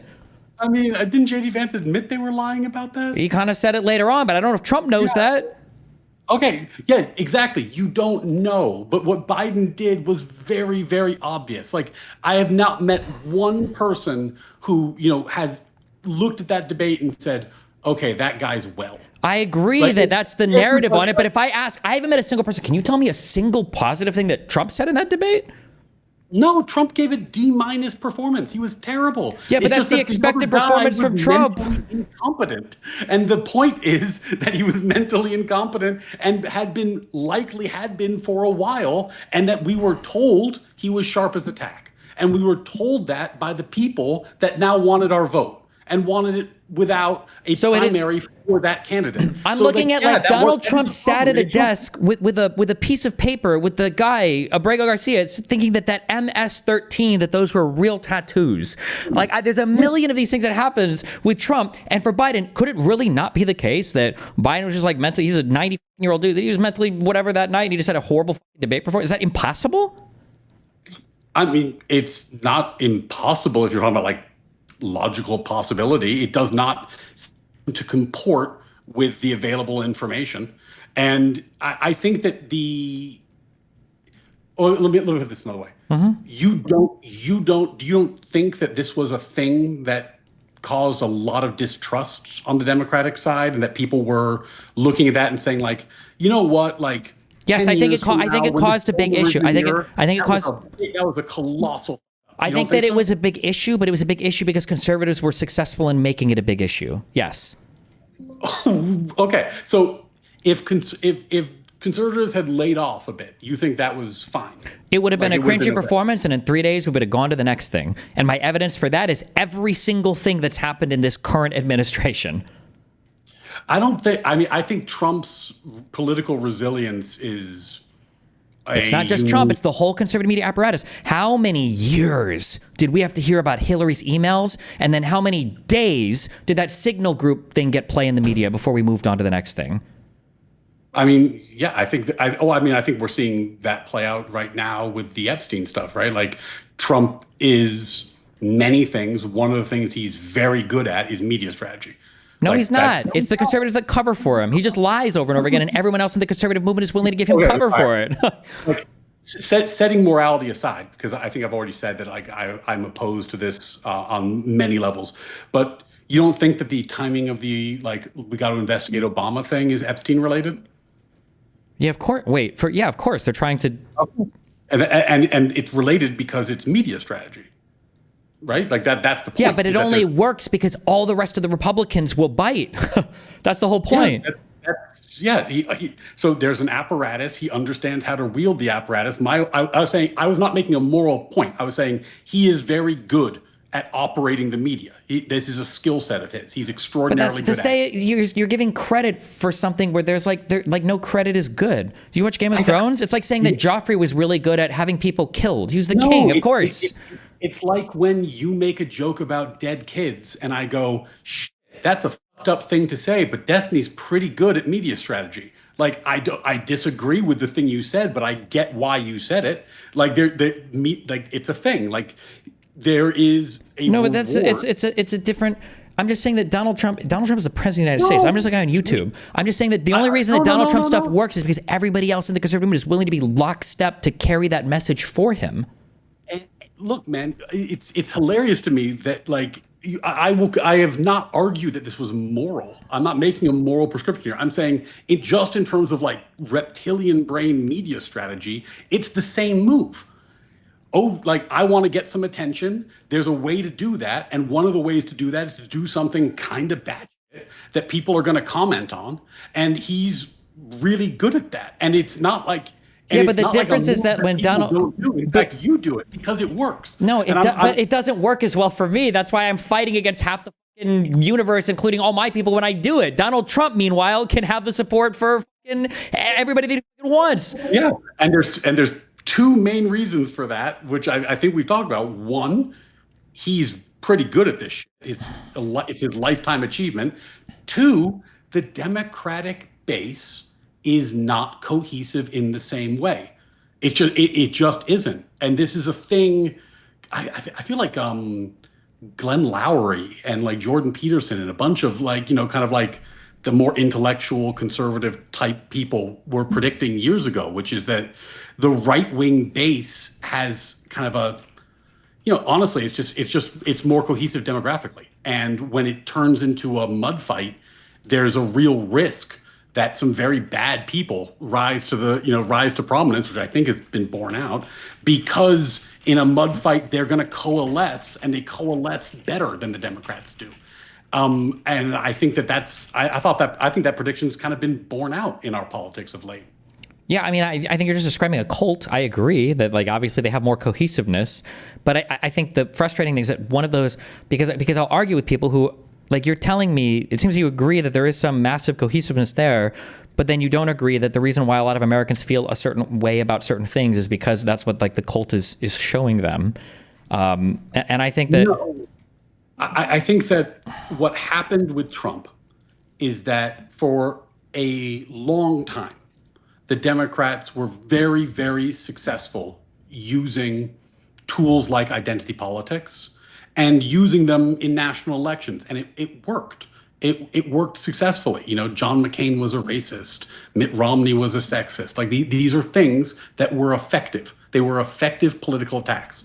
And then what ended up happening is, instead of running like a Romney or a McCain, which would be my preference for who would be run, to be honest, they found somebody who just doesn't give a shit about being called a racist. Hold on, I'm sorry. My mind is getting exploded. Okay, I'm 36. Okay, so maybe I don't remember things. You're saying that Romney and McCain's biggest issues were attacks from the left? I feel like the Republicans had a lot of issues coalescing around these. For Romney, religion was a huge motivating factor for why people didn't like him as much. For McCain, that pick from Palin was totally out of left field. And I think a lot of people were worried that McCain wasn't quite the warrior that the Republicans were looking for at that moment in time, especially given how much hype there was around Obama. I don't think it was the Democrats that necessarily buried either of those two people. I feel like a lot of that was... I don't think we need to make a causal 100% type argument here. I'm merely pointing out that the Republicans were running kind of like gentleman type candidates, and that did not insulate them from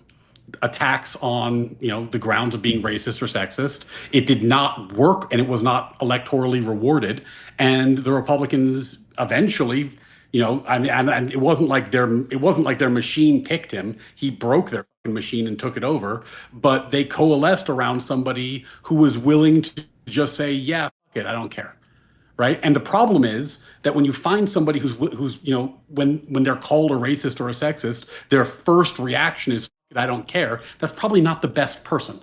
Like, honestly, like that is not, like, if you're somebody with a conscience, your first reaction is to be like, "Oh shit, that I can't believe they just said that about me. That's terrible. What happened?" Right. And I think that this is where we ended up. I'm not saying it's like the Democrats caused the whole thing. But I do think I just don't think, like, the issues, I don't think that a Trump-like candidate would have any success on the Democratic side, because they're not as primed to be like satanic hellspawn up and down through. Like, we don't have a Comer, we don't have a Jim Jordan, we don't have a McCarthy, we don't have a Mike Johnson. These types of people that would be willing to play. It would not work.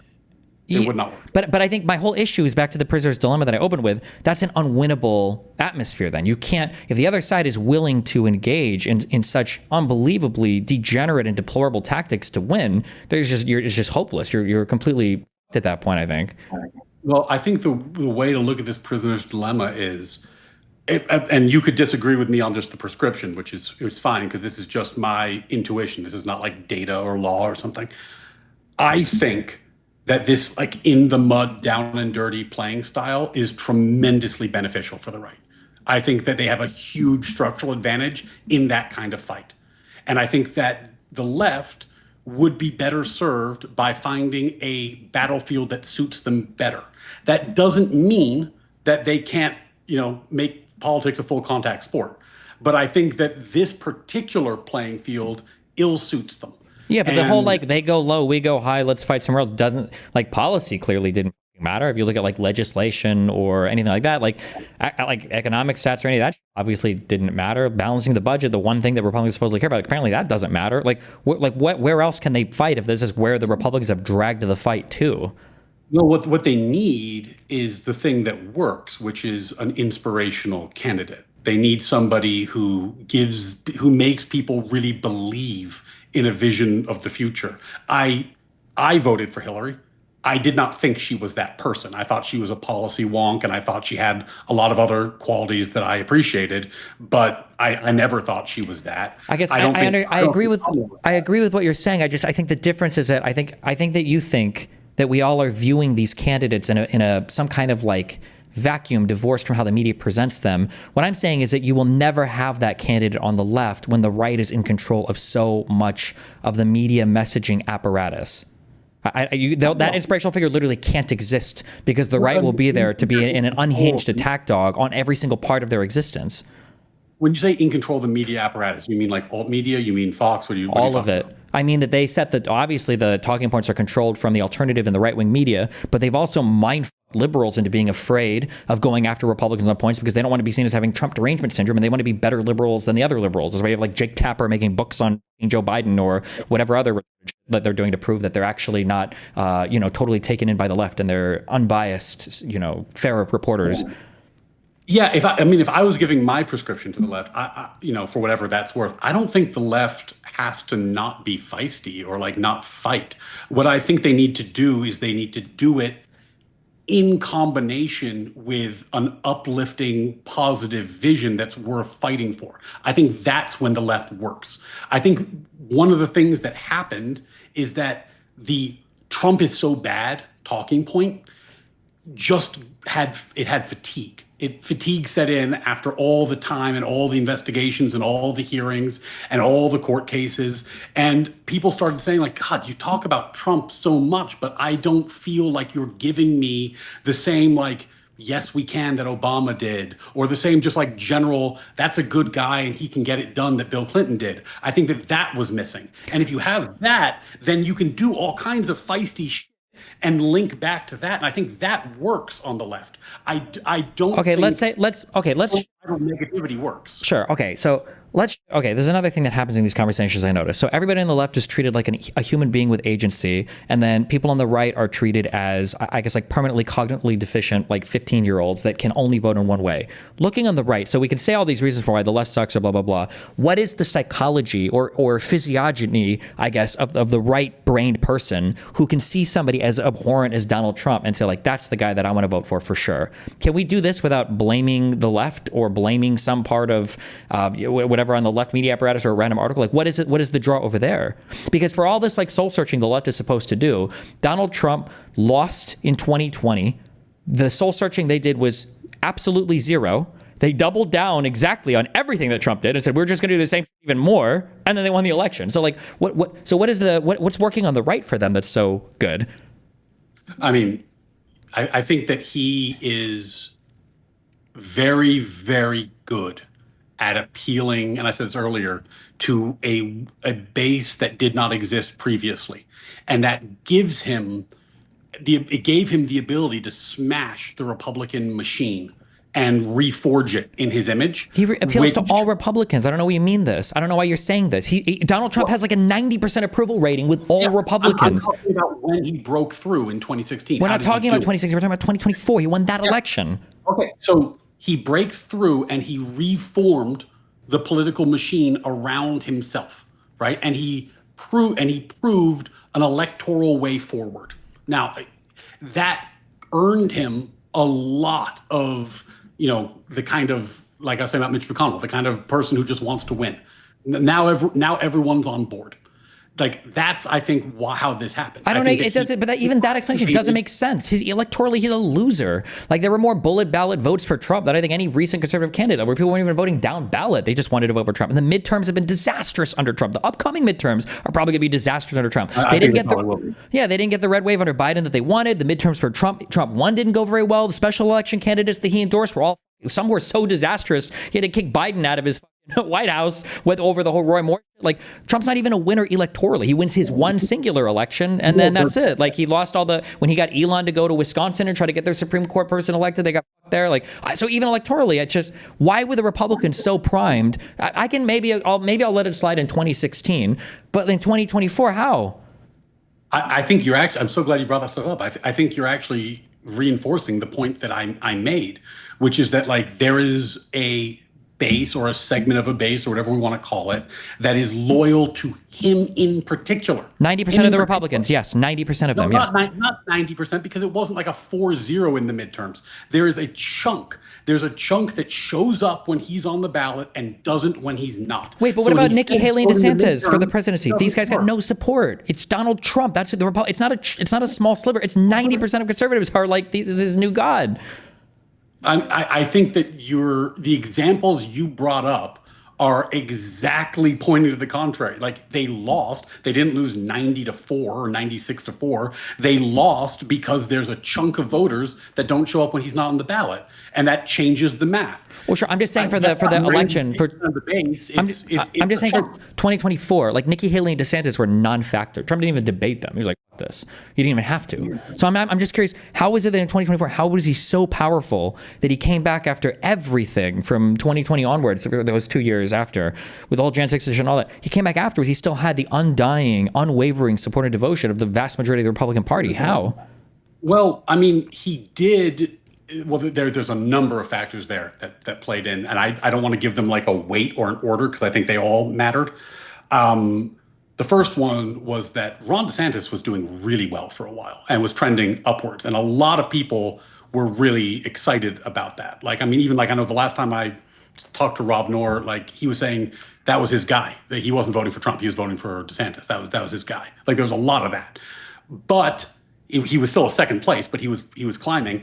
But he turned out to be really bad on the debate stage, like really not a good candidate on the debate stage, and that was crushing. Wait, against who? He didn't even get to debate Trump. No, in the primary debates, he was like against Nikki Haley. Yeah, she was much better than him. Vivek was better than him. Sure, but Nikki Haley and Vivek didn't pick up any voters. It's not like they were threats to Trump. Yeah, the people switched from DeSantis to Trump. Simultaneously, you had the court cases against Trump, which gave him like a huge boost. I mean, if you look at the timeline, when he started really taking off, it was when those indictments came Why didn't the out. cases help Joe Biden, or why didn't the cases help Hillary Clinton? Because the bases are different. They're different people. I agree with you, but I'm saying the Republicans are worse people. These are bad humans. This is why I said demonic earlier. Like if that's the excuse that, oh, it's just different people, that's why this side can have like Satan and the other side has to have literally Jesus Christ. Well, it's just different people. That's what I'm saying is that's an unworkable political system. You can't there's no future there. Well, I mean, I think that if your point is that the bases are very different, then that supports my point that the bases should use different strategies. I'm not saying the bases are different. I'm saying one base is evil and will support evil, and the other base is not supporting evil. That's not just different. That's unworkable. It's an unworkable thing. The thing about this is that level of hyperbole supports like any conclusion. Like if you were talking to like the craziest goddamn tanky. I'm sorry, hold on. In what world is Donald Trump not evil? Tell me why I can't use that word to explain him. Okay, so you're gonna take the position that Trump is like ontologically evil, and therefore anything that is done to defeat him is good. I'm not saying he's ontologically evil. I'm saying his actions. He does evil actions. I don't think he was born that way. He just became a piece of shit through his life. I'm saying, how is Donald Trump not evil? How is he not an evil person? I mean, you don't think that there are people who want the policy things that he's done? There are people who think deportations are a good idea. I'm sure there are some, but I'm saying that Donald Trump himself is an evil person. Donald Trump is an evil person. He is an evil individual in a way that no other politician, even on the Republican side, seems to be, and on the Democrat side that I can find. Yeah, he seems to be an evil person. Okay, so you're saying like he lacks moral character. That's the point you're making. Or he's immoral, yes. Yeah, he's an immoral person. Okay, so what? Like, because he's immoral, your prescription is the Democrats should do something. I'm saying that the thing you are describing will not work. So if you thought he was evil, you still shouldn't do the thing I'm describing if I'm right, because it won't work. So what's your point? My point is back to the beginning. If one side is willing to support evil to achieve or effect their ends, and the other side isn't, that's a fight you're always going to lose. I mean, I think that what you're doing is that you're creating a dead end, and then there's no solution. So if in your world where 50% of the country, give or take, is evil and supports an evil man, like what would be the way forward in that situation? So Civil War 2.0, I guess, right? Or we just watch our get bled away into nothingness. Yeah. And I really, really hope you're wrong, because if your opposed solution is Civil War 2.0, that's a goddamn bummer. So I'm going to bet on a different horse, because that seems like a shitty way forward. Yeah, but there's a difference. You have to take you have to take action for that to not be the case. I'm sure there are a lot of Jews in cars that hoped that they weren't going to death camps, but you can sit there and hope it all you want. The train is on tracks that are going in one direction. And I feel like right now the Republican conductors are sending us one way, and we're saying, well, I hope it's not as bad as it's going to be when we get off the train. That's what it feels like. Do you understand how crazy this conversation sounds from my perspective? I'm not sure. Like, hold on, stop. No, wait. Hold on. I just want to be clear. You've conceded every single point on my contentions with Trump through this. I have said over and over again, if you want to argue this on any point I can, do you think that it's unfair for me to say that Donald Trump is an evil person compared to Joe Biden, Hillary Clinton, Barack Obama, that Donald Trump is evil and that the Republicans have a higher capacity for supporting evil than the Democratic side does? If you disagree with that, or you can agree with that, and you say, yeah, okay, Republicans will support evil. If you disagree, give me one category, and I will argue it out as much as you want, I promise. Any category. I think what you're doing is that you are ignoring the thing I keep saying because you would like to go down this talking chart, and that's fine. But what I'm saying is, if you think that this is evil, and if you think it needs to be defeated, why would you engage in a tactic that does not appear to work? That's the point I'm making. I'm saying that if you think that these people are evil, why would you engage in a battlefield of their choosing where they have a structural advantage? What is the benefit of that? I don't know. That's what I'm asking you. You can't, because that is the battlefield. It's the battlefield because the Democrats can put up terrible candidates against you can them. say they're terrible because they're not evil. That's the problem. No, it's like me having a debate with Tim Pool, and I study so hard for the debate, and Tim Pool shows up with a machine gun and kills me, and you're like, why didn't you come with a better debater? It's like, no, I needed to bring a fucking machine gun. I mean, I think that Hillary Clinton and Kamala Harris were weak candidates. They were weak. There's a lot of reasons for that, and some of that is hindsight. They were weak candidates. Biden was a stronger candidate. You can say that Hillary and Kamala were weak candidates. We can run it down. You're not going to be able to find a single point that they were weak on that wasn't just directly related to conservative media messaging. Both were infinitely more qualified. Both were infinitely more intelligent. Both of them had better government records. Like that, in every single conceivable way, Kamala and Hillary destroy Donald Trump. And even being able to point to countries on a map, these guys were better. And if elections were a civics test, that would be a great point, but it's a popularity contest, and they're weak candidates. I understand that. They're not weak candidates. They were just easy to attack because qualified and incredibly smart, and I voted for her because I like those qualities, but she's incredibly unlikable, and elections are popularity contests. Unlikable? You say unlikable. You think that Hillary Clinton and Kamala were incredibly unlikable? Do you understand the irony in saying that when Donald Trump is the most unpopular president in all of U.S. history? But he's incredibly funny. He's not. He is. He's not. Very funny. He is the most unpopular president. And the second most was the Trump first term. But because Republicans have a 95% approval rating for Trump, you can say things like this. But he's not. He's not that funny. You don't think that Donald Trump is funny? Trump won before he went senile was funny. The first set of Trump debates in 2016 was funny. Now he's a sad, old, miserable, crotchety man who I'm praying. What? Sorry? Meatball Ron? You didn't think that was funny? No, I think it's funny in a way that, like, if you're looking at like a fallen hero whose mind is halfway rotted out of his brain, it can be funny. But no, I don't think nicknames for other political people are the height of the apex of humor. No, it's still funny. You didn't think the McDonald's thing was funny? What McDonald's thing? Well, campaign trail when he went and worked at McDonald's. That wasn't supposed to be funny. It was funny in an ironic way because he was trying to appeal to the median voter. That wasn't supposed to be funny. That was supposed to be serious.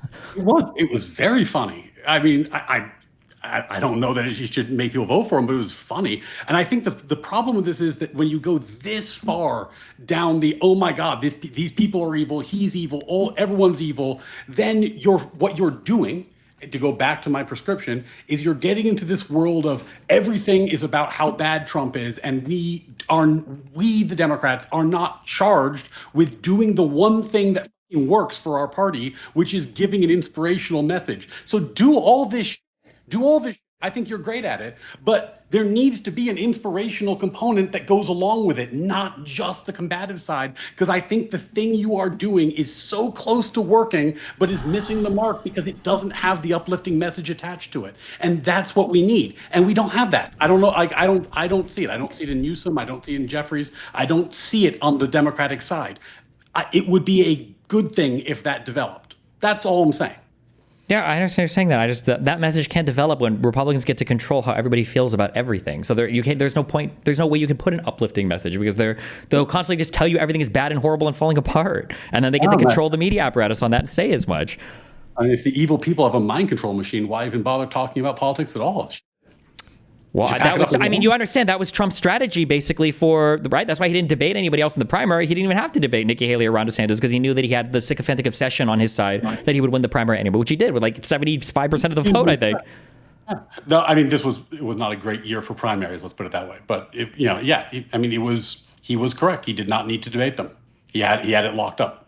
Yeah, but think about what we're saying there. He had it locked up. He was going to run again against the same guy that beat him last time with more votes in all of U.S. history, and he won without even debating one of the most successful and prominent Republican governors in the country, and then other like newcomers who were also making social media, Vivek Ramaswamy, I guess, and then whatever Nikki Haley was, right? And Trump was so confident that he could say and not even show up, despite the fact that he was running after being convicted of state crimes, after everything else. He was going to run against the same guy that beat him last time, and he was not going to change a single thing and run again. Like, is that confidence or is that cultish?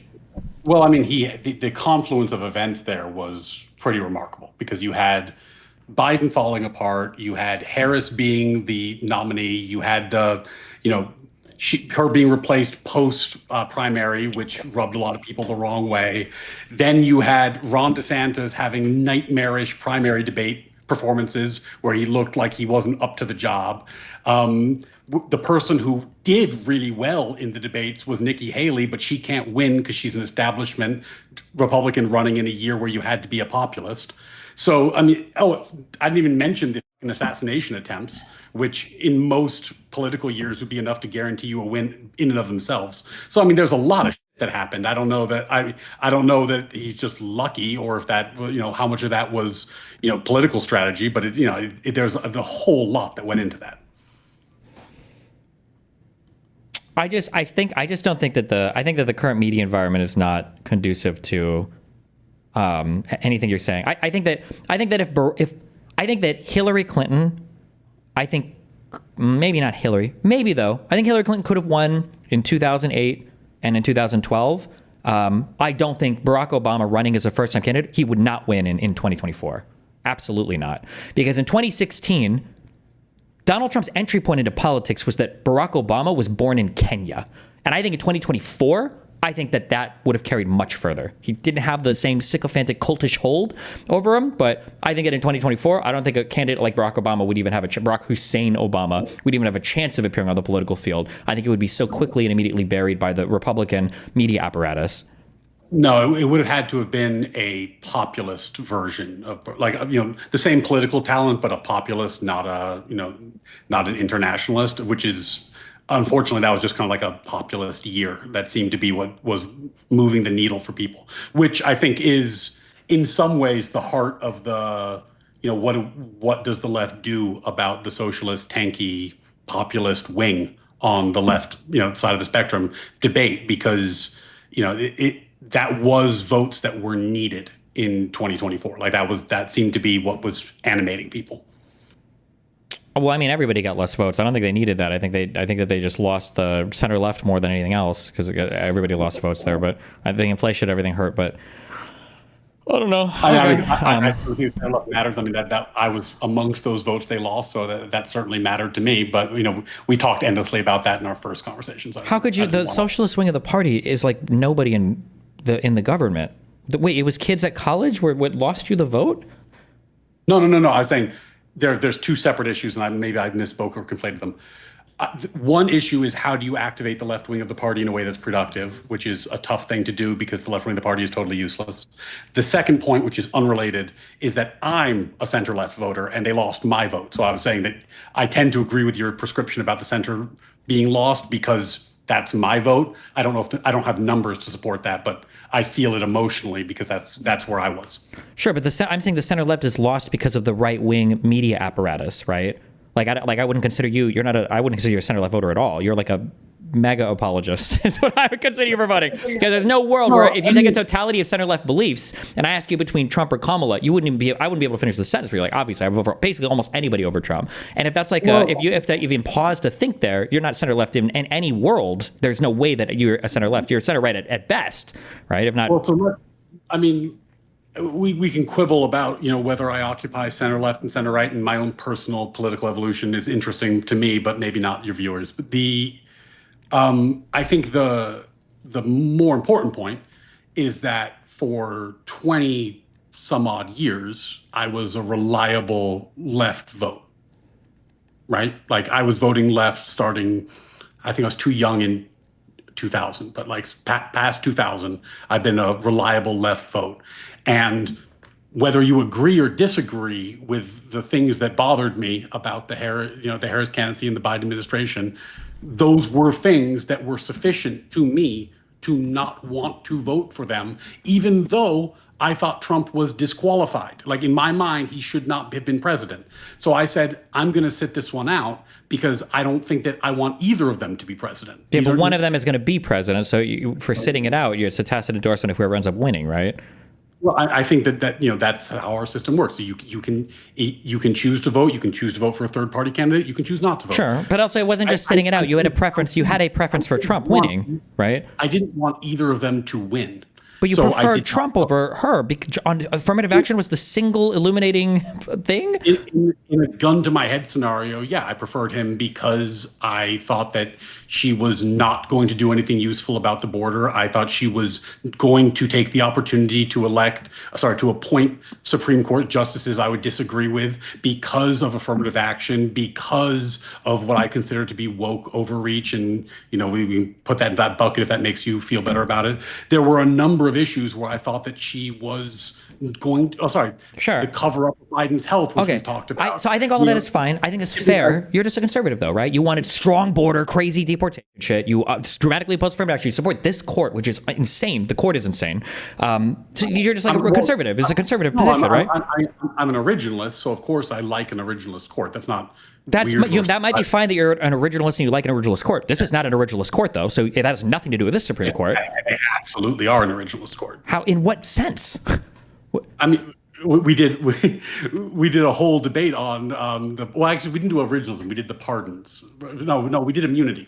Sorry, we did immunity. In what world where we've invented criminal immunity for the president? This is an originalist court. There's a whole new wholesale cloth fabrication of categories for presidential actions to prevent the president from being convicted of a crime. I think this is a misstatement of. Actually, it's just a misstatement. It doesn't work in a number of ways. I think the first question that you ask when you're asking an originalist framework is, A, can we resolve this? Like, can we know what was meant by various provisions? And they did look at the structure of the Constitution. And as we went through, and people can look at this, we talked about it for hours, they looked at the meaning of those and then asked, what does that mean for the structure of the Constitution? There's nothing about that's inherently unoriginalist. It's exactly the sort of analysis that you would look towards. Originalism is not as shallow an inquiry as I think you're making it out to be. My understanding is that back in the 1700s, there were crimes and criminal things. And if you wanted the president to be immune from criminal things, you would probably just write it down. There is absolutely nothing in the founding documents. There's absolutely nothing written at the time from any of the founding fathers. There's a reason why Roberts and the rest of the fucking clowns on the bench relied on Nixon v. Fitzgerald to try to fabricate this concept of criminal immunity from a civil immunity case, where the judges on that case said that there would obviously be no criminal protections. There's no way that you can say there's an originalist reading of any part of the Constitution that would imply the president of the United States, founded in a country revolting against a king, would want to make the president of the United States immune against crime with wholly new fabricated buckets of actions. So if we're going to do this again, first, there is when you're doing an originalist analysis, there are going to be areas where you don't get the cleanest original meaning, right? And the reason is because there are things that are just very different. Like, for example, there was no federal police force who would have been charging the president with crimes at the time of ratification. So there's just some big structural differences. So what they did is they looked at the structure of the Constitution and looked at what that implies. What is the meaning of that? So I know we've gone through this already, so in case I'm boring you, I'm sorry. You look at the pardon power, for example, and you ask, well, could Congress criminalize the president's use of the pardon power? The answer is no, they couldn't, because it's a core and exclusive power. Hold on, wait, I'm so sorry. Hold on, I just have to ask. You said there was no concept of a federal police? At the time of ratification? What the was the point of the federal government? How would the executive have enforced any power from the Congress without any kind of federal enforcement? The federal government was much, much smaller at the time of ratification. I'm asking, if the Congress passes a law, you're telling me that effectively the executive branch had no teeth? I thought that all we heard in that immunity case was a vigorous executive. How do we have a vigorous executive with no police or ability to enforce laws? The FBI didn't exist, right? Like, I didn't say the FBI is not the only thing, right? Yeah, I've not done a survey of like every agency or actor in the federal system at that time. I am unaware, and if anyone in chat knows and could point me to something, that'd be helpful, but I am unaware of any like equivalency of the FBI or like the modern DOJ in that era. I think that at that point, the president's powers domestically were much, much smaller than they are today. They were like it would be the barest fraction of what they are today. Yeah, but how would the feds have enforced literally anything if they had no? What was the enforcement mechanism for the executive? I'm not positive, actually, but the most of the like domestic law was very, very minor. Like, for example, back then, interstate commerce meant interstate commerce, so you couldn't pass a law that affected the economy of a state that was just inside the state. So, like, they could say if there's a federal law that says, okay, you can't require a passport or documents to travel between states, but they couldn't, for example, pass a law that says, you can't grow this much corn. Like it had to, it was like the federal government had very limited domestic powers at the time of ratification. It was only later, when the Commerce Clause got extended, that the federal government started to have the power to really control most state policy. Okay, even if I grant that the U.S. Marshals were founded in 1789, okay, obviously there's going to be some form of federal enforcement but even ignoring, no, I wouldn't ignore that. Even if you want to say this, in what part does that imply? What were Marshals doing in 1789? I'm forcing something federally, I guess. Okay, we can look it up later.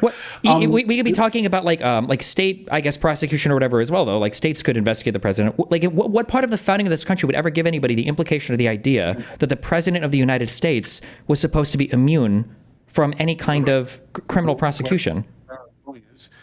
The Constitution does not give Congress the power to criminalize the president's use of the pardon. You would agree with that?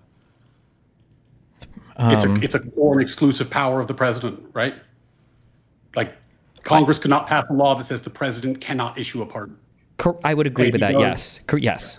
And Congress could not pass a law that says if the president does issue a pardon, we can prosecute him.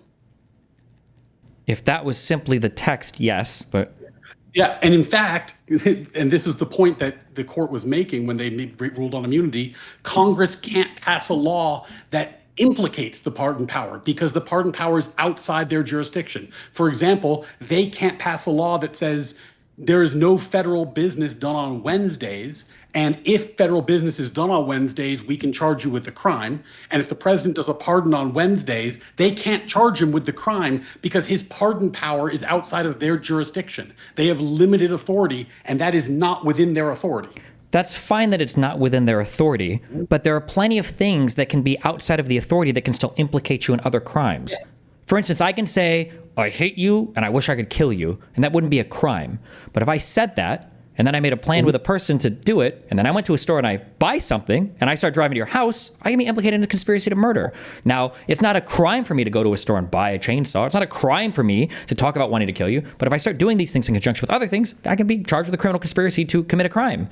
But that doesn't, so the pardon, we're not talking about Congress criminalizing the actions themselves, but rather criminalizing illegal conduct. Rather than, you're trying to make this argument that we're saying that the immunity thing was just a good faith interpretation of the Constitution to protect the president's core powers. But that's not true. The immunity ruling was actually the way for the president to extend his core powers in a way that makes him immune from crime. Rather than saying we shouldn't make it illegal for the president to pardon people, we've said that we shouldn't make it illegal for the president to murder somebody as long as it's done in conjunction with the pardon power. And there is absolutely nothing in the founding document of this country, which is why this court relied so heavily on that Fitzgerald case in order to make this argument. There was no founding father implication of criminal immunity for the president. There was no early congressional support for this concept anywhere. The key case I'm relying on is not Nixon, it's Youngstown Steel. But and Youngstown Steel was the case that announced this analysis, which is that when you're asking whether the president has authority to do something, you ask whether he's doing something that's within his core and exclusive powers, whether he's doing something that is concurrent with Congress, and if it's concurrent with Congress, whether he has their approval or disapproval.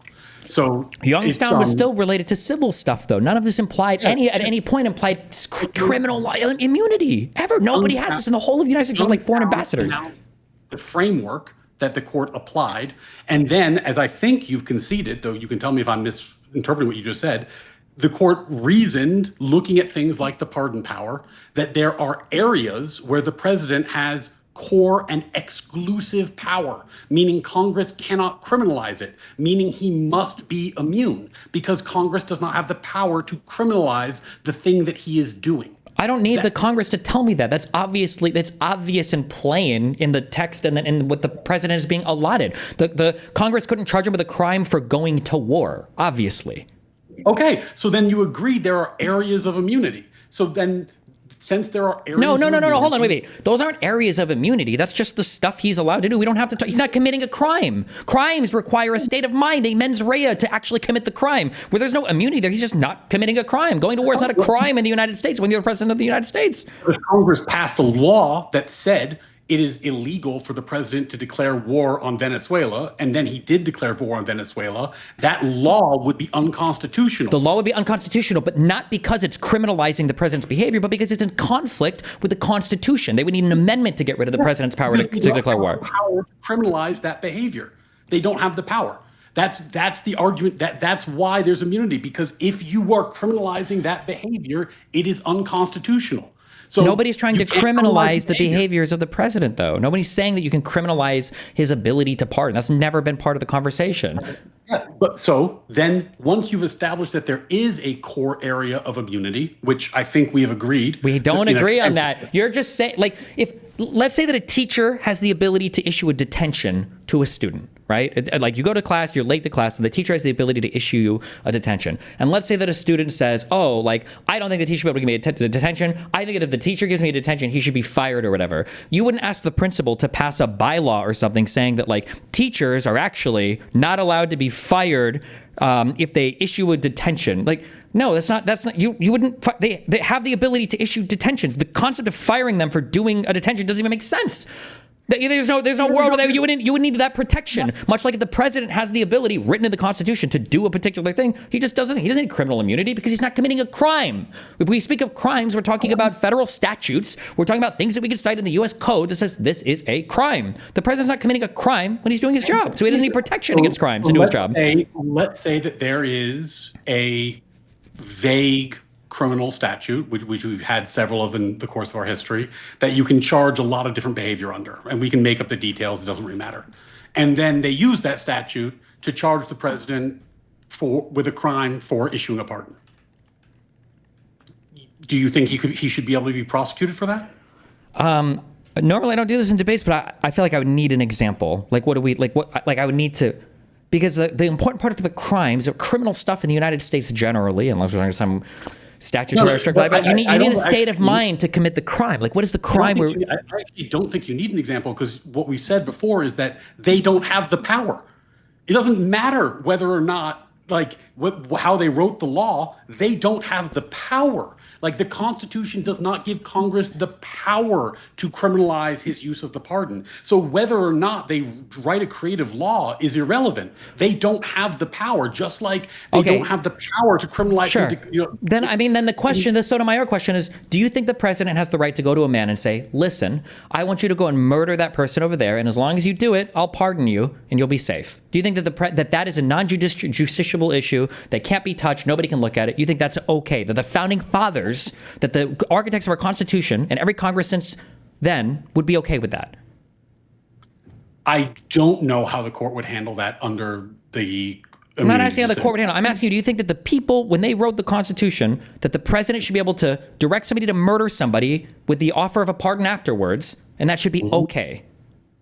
I think that the use of the pardon is not something that Congress can make criminal. The question you're raising is if the power of the pardon is used conditionally with some kind of personal behavior that is outside of the president's scope of the office, is that something that would be criminal? And I would hope the answer is yes, but we don't know. We can't touch it.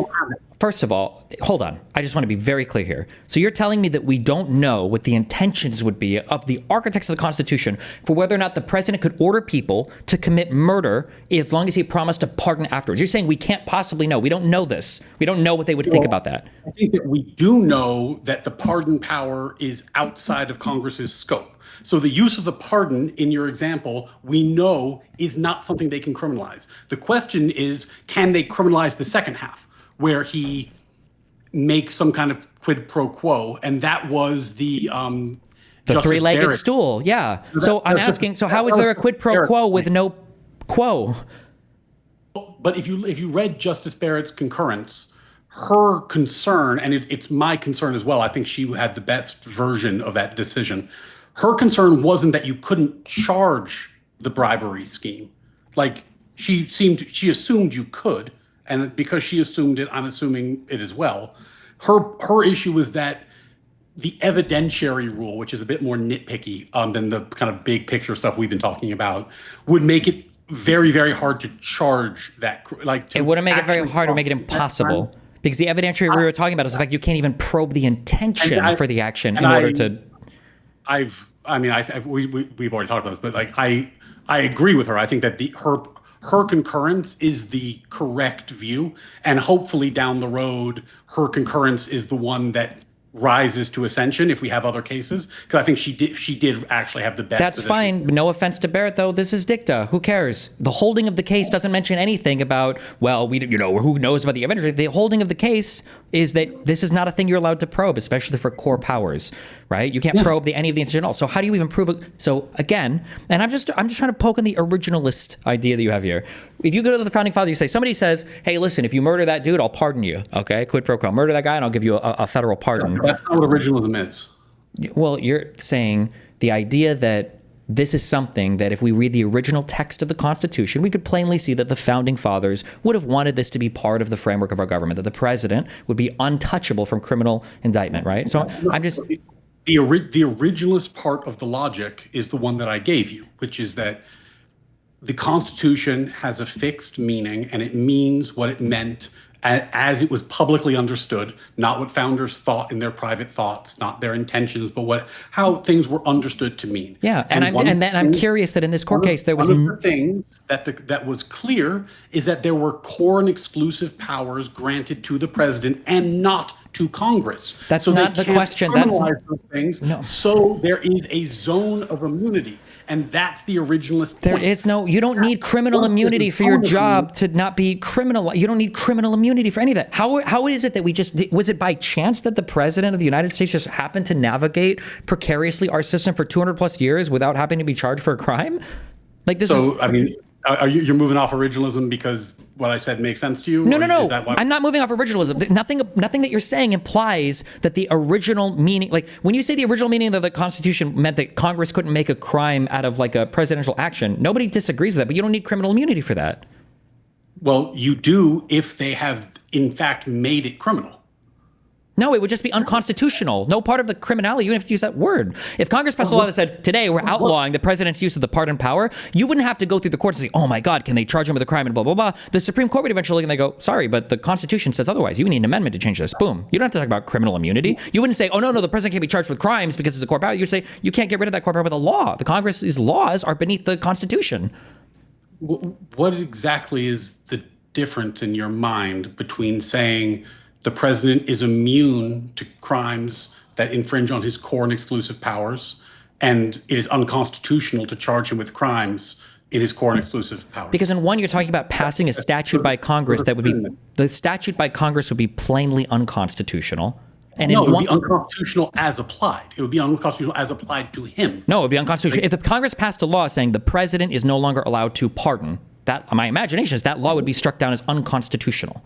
That one would be, but if the law said no federal business will be conducted on Wednesdays, and he did a pardon on Wednesday, that law is not unconstitutional in general. It's unconstitutional as applied to him in the context of his pardon power. Wait, why would that be the case? Because Congress can pass a law that says, to the extent that they have control over the federal government, the areas where they have control, they could pass a law saying no federal business will be done on Wednesdays. There's a lot of areas where Congress has total control. It's just there are certain areas that are core and exclusive to the president. And there are certain things Congress can't do. Like they can't they can't fire judges, for example. What is that? So then they couldn't make any law for anything relating to the president? Or I guess I don't understand that. They couldn't make laws for the areas where he is a core and exclusive power. If they can't regulate his core and exclusive powers. If it's a concurrent power, if it's a power that they share with the president, that's different. And most powers overlap, but there are certain powers that don't. And I'm aware that it's in the core and the official acts. I guess I just don't know why you would have to give him criminal immunity to strike down these laws.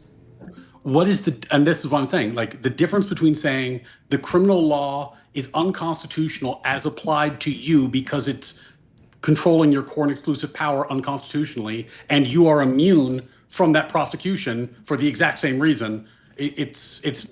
The immunity is basically the same thing. It's just making clear what your point was. That I don't think the reason why I don't think it's necessarily the same thing is because the laws that Donald Trump was being charged for violating weren't like laws trying to necessarily limit his presidential power, but obviously they were in conjunction with his presidential powers because he was the president when he was committing the crimes. Well, they implicated his core and exclusive powers as applied. That's what I was saying about an as applied challenge. Like they're not unconstitutional in general. There's a lot of laws that are constitutional in general, but are unconstitutional in specific circumstances. Why did Ford pardon Nixon? Because he was a wise man. But Nixon could have never been charged with any crimes. Is that the assumption that we... Like, do you think that any president prior to Trump thought that they could never be charged with a crime? Are you asking the judicial realism point? Like, I don't No, I'm just know like this. Like, I think and I know that the United States, no president in the history of the U.S. thought that they were above being criminally charged for committing crimes while president. I don't think that's been a thing since Trump. And now there are people, centrists or center-left voters, I guess, like yourself, whatever that means, who are defending this concept that actually the president can be immune from being convicted of a lot of crimes. And that's never, ever been the understanding in the United States of America. And I don't think anybody, the founding fathers, no original script, nothing. Yeah. The question was never squarely asked. And this is the thing about some of these sui generis first time big ticket constitutional questions. It's like once you ask the question, you have to live with the answer. Well, I think the question was squarely asked. I would argue Nixon squarely dealt with this because there was a whole investigation and a criminal investigation that implicated him. Why would they even waste their time if nobody was thinking of presumptive immunity or challenging it on those grounds? It never got to the court. He was pardoned. It never got that far. Sure, but I mean, why would you even bother investigating if you didn't think it could go anywhere? And nobody had this, nobody in the government, nobody in the courts, nobody was putting up this argument. Nobody had the assumption that, the president, you can't even be charged with a crime. Who cares, right? Yeah, clearly they didn't. But that's what happens when you take something to the Supreme Court. You learn, they tell you what the law is. That's their function. Right, they just didn't get that far. Obviously, they thought they could investigate him. So obviously, someone in the federal government thought you could charge him. I would agree with you. They were just turns out wrong. Okay, so then is that So then that, I guess then the answer to my original question then, or not the original, but the answer to one of my questions is, so if the president says to somebody, you can go murder that dude and then I'll pardon you if you do it, you think that that would be a thing that originally, as the original Constitution was written, that that would be a protected action? Then they would have wanted that to have been a protected action. If you could resurrect all of the original framers. If we're looking at, like, this is going back to what we were saying about Justice Barrett and why her concurrence, and really, if people are interested in this topic, I encourage you to read her concurrence, because her version of this would work so much better. But in any event, her assumption was that in a bribery case that implicated the president's immunity, he could nonetheless be charged for the stuff that was outside of his role as the president, which I would say go murder that guy probably is. That sounds like it'd be outside his role. The problem then is that whether you could actually introduce evidence of the quid pro quo, which I think we talked about briefly earlier. And I think that there was a part of the immunity decision that was too sweeping, in my opinion, where the court said basically like, I haven't read it in a while, but basically any evidence that goes towards the things that are immune cannot be introduced, which would make it very hard to introduce, for example, like, how do you get evidence of the conversations around the pardon? Like, to what extent is that all excluded now? That would be quite challenging. Not impossible, but quite challenging to work with. So in that respect, I think we agree. I'm just trying to figure out, like, do you think that the original framers would have thought that the president couldn't be convicted of crimes, that he would have this type of immunity? I don't think that's not the originalist inquiry. It's not what they thought. It's what the provisions they enacted meant. They enacted the provisions that gave him these core and exclusive powers. Oh, no. When we say what they thought, when you talk about originalist, you're talking about what did they think when they implemented these? What was the original understanding of these things at the time? Yeah, but so one of the miscommunications about originalism, and in fairness, there are different schools of thought and there are different originalists, but if you're talking about like Scalia, Barrett, like the mainline originalism, the question is not what did the founders intend? The question. No, I understand that. I'm not saying what they intend. I'm saying that, like, what was the understanding of the text at the time? When I say, yeah. What was the publicly understood meaning of the text? Yes. And I would say that the publicly understood meaning of the text was that Congress did not have control or ability or power over these areas, which meant that they were for the president and the president alone. Hence, he could not possibly have been criminally charged for these things, though at that time, I think the idea of criminally charging a president was like unthinkable anyway. But that's neither here nor there, because now that's getting to like the mind reading exercise that I think is inappropriate. I feel like it's been a while since I've read it, but I'm pretty sure Amy Barrett's concurrence, in part, I would argue, I have to go back and reread, but I'm pretty sure it was a dissent in part, but she had to join for whatever reason, because for her concurrence, I think the big part that she concurs on is what I'll concur on, but I don't think you need a ruling for this. It's just that, like, obviously you can't make it illegal for the president to do what he does.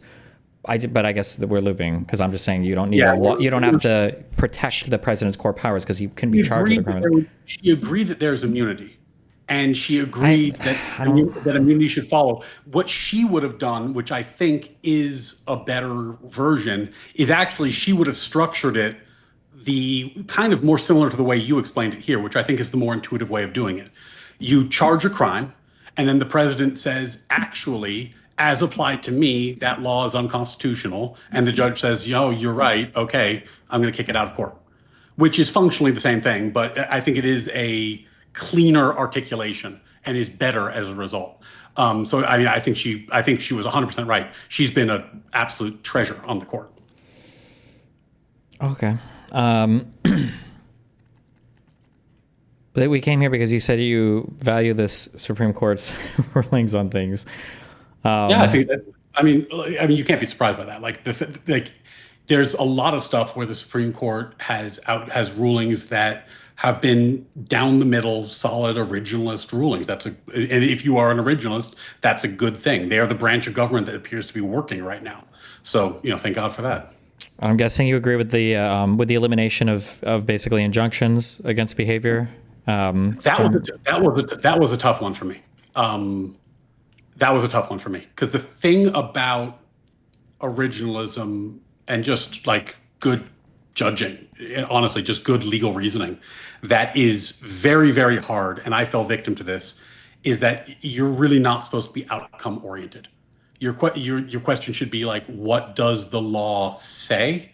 What is the Constitution say? Not what do I think my policy preferences are. And I was talking to Pisco about this because before it happened, and I was saying like, God, I kind of hope they find a way to keep them. They cause a lot of problems, but it seems like it's useful. And I read Justice Barrett's decision, and she correctly pointed out that the policy issues don't matter. Like, the court isn't there to decide policy. The court is there to decide, was the judiciary given this power? I'm just curious, does it bother you when you say, so I agree with you actually fully there, that the Supreme Court shouldn't be trying to, like, the Supreme Court should not be utilitarian, right, in its rulings, right? Does it bother you that for the big, it feels like a really big argument they leaned on for striking the Section 3 of the 14th Amendment, a really big argument they leaned on is that it would create a patchwork of enforcement amongst the states for whether or not to include a president on the ballot. Did it bother you that that was a significant part of their reasoning for the 14th Amendment? Because I would argue that was almost entirely utilitarian outcome determinative in its approach. I mean, did you disagree with them? You thought that they should have let that happen? Well, it's not a matter that I disagree. It's how was the amendment written? It seemed like if you had engaged in some behavior that you weren't allowed to run for office again if you had already been an office holder. That was a pretty plain and unambiguous reading of the text, I think. Yeah, I think that that's an interesting question. I haven't read that in a long time, so I'm gonna need to read it again. I don't want to go too much out on a limb. I mean, what's interesting about that one is that the utilitarian stuff does kind of bleed into the meaning in a sense, because like the idea that each state could veto the president essentially is so unthinkably catastrophic to the constitutional order. It's difficult for me to imagine that anyone understood that provision to mean that. But I really would need to look at that again. I haven't read that in months. So I don't want to speculate, because that I might just be putting words in their mouth. But I mean, isn't the time, manner, and place thing like pretty clear in the Constitution for allowing elections to be ran in states for how they choose to do so? Or yeah, but then the question there was whether you could strike someone from the ballot for a civil determination that they had committed an not civil determination. It didn't say anything about crime, just if they had engaged in a thing. I do agree that it sucks they didn't put the process down, but if we're looking at just a plain reading of the text, and I mean, well, but that was the thing that, like, as I recall from that decision, again, I'm doing this from memory, so if I get this wrong, forgive me. But the big debate amongst the concurrences was, or dissenters, I can't quite recall. Yeah, no, it was concurrences because it was a 9-0. Sorry, it was a 9-0. Was, did they go too far by saying that it has to be a congressionally described crime? It couldn't be a state described crime, right? Like, it couldn't be that, like, Colorado passes a law that says insurrection is this, and then uses that law to make a determination that Trump is an insurrectionist and then bans him from the ballot. It has to actually be Congress who creates a law that then could trigger this provision. And I think that's what the concurrences were upset about. So there was kind of a lively debate, let's say, amongst the justices about, like, who has this power. Are you going to then can I get you on record right now? A plain reading of the 22nd Amendment then, I think, would survive, or it would be defeated by the Supreme Court's reading then, saying that, like, no person shall be elected or whatever. If Trump runs for a third term and some states decide to remove him from the ballot because they think that the 22nd Amendment precludes him from doing so, and then the Supreme Court comes back with the exact same rationale, saying this amendment does not give, in plain reading, the power to the states to strike somebody from the ballot, and this is a federal issue, so if he wants to be impeached or something afterwards, that's for the federal government to decide. Yeah, no, that provision's totally clear. Like if someone who was 34 years old ran for president, states should remove him from the ballot. Similarly, someone who's, like, not. Wait, what if there's a disagreement between two states on age? Well, I mean, there's no real dispute as to what the 35 means, right? Like, well, what if somebody has a birth certificate and there's, like, a question? So, like, what Donald Trump tried to do with Obama's birth certificate. Yeah, I would imagine that would go to the Supreme Court and it would be litigated, and then they'd say this is what the fact is of the matter is, if that was a legitimate dispute.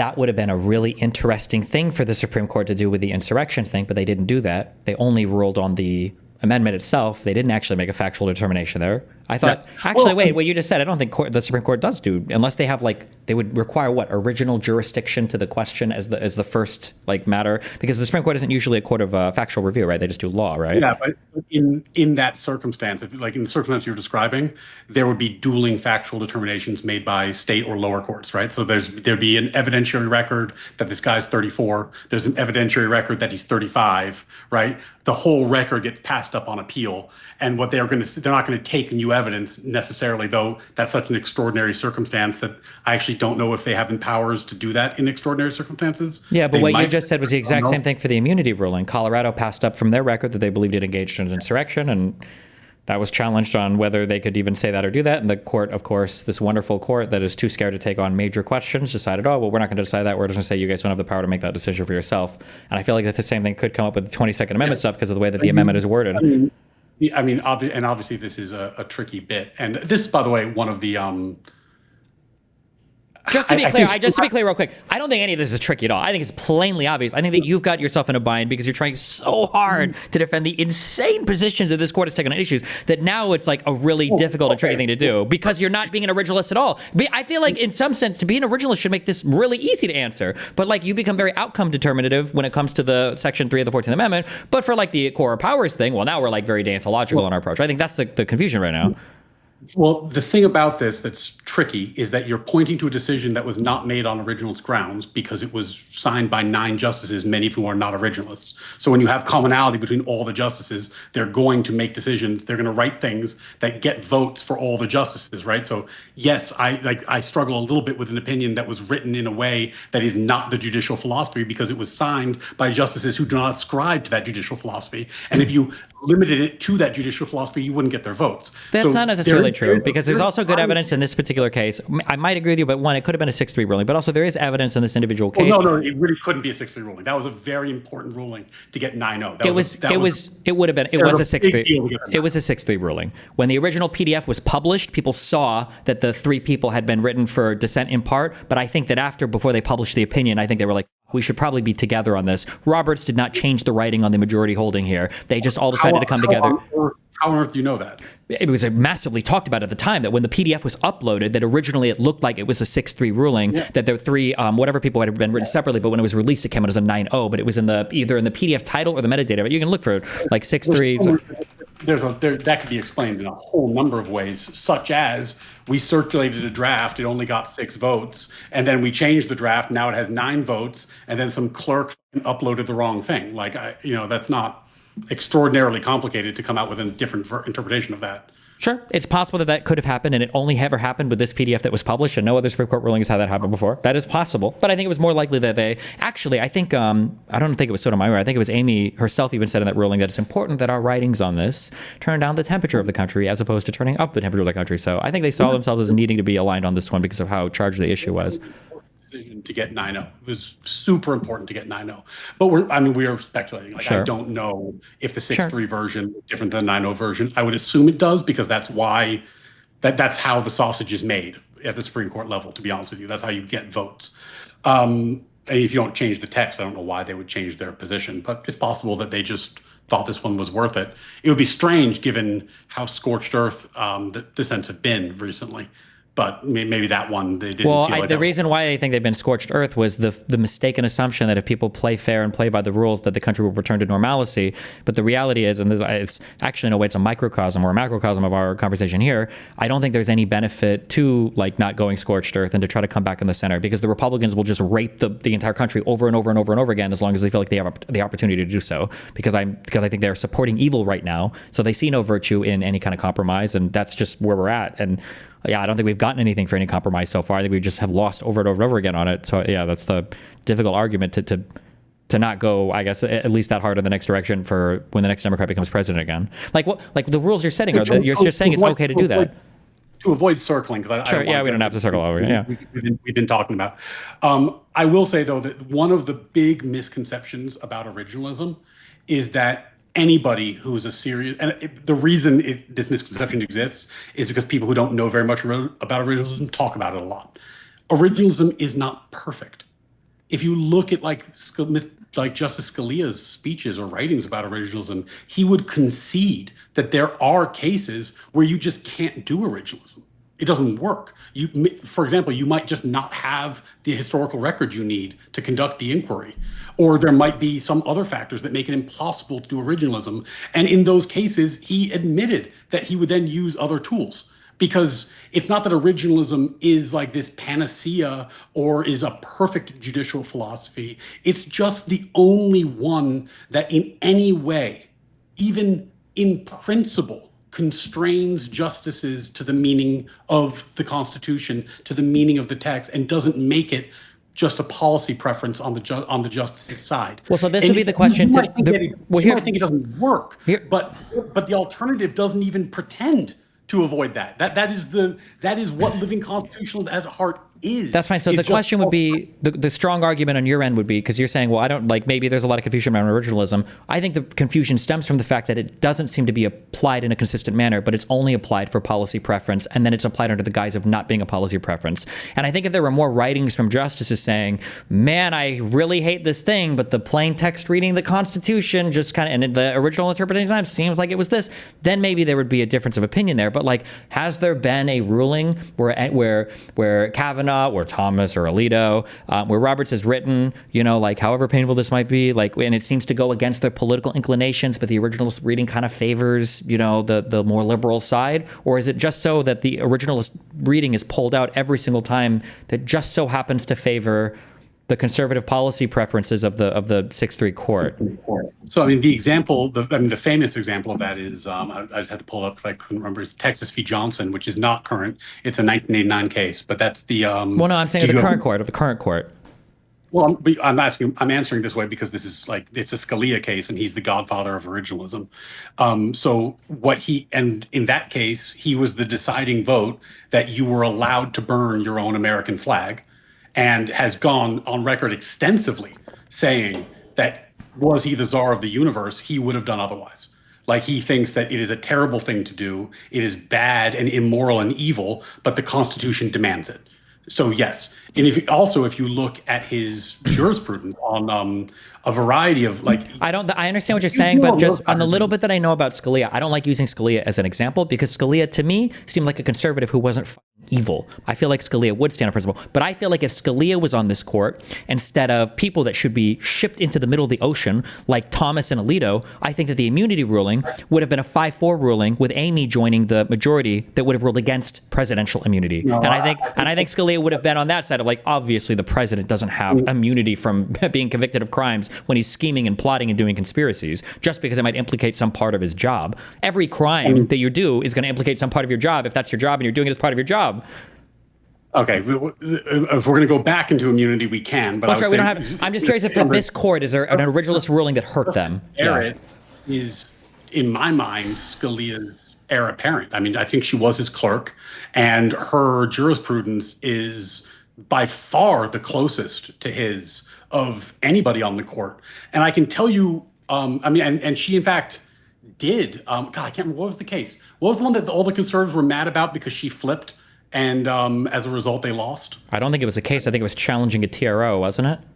I can't remember. I just remember that, for some reason, I spent a week on Twitter telling conservatives they need to calm the down, and Justice Barrett is a national treasure and not their enemy.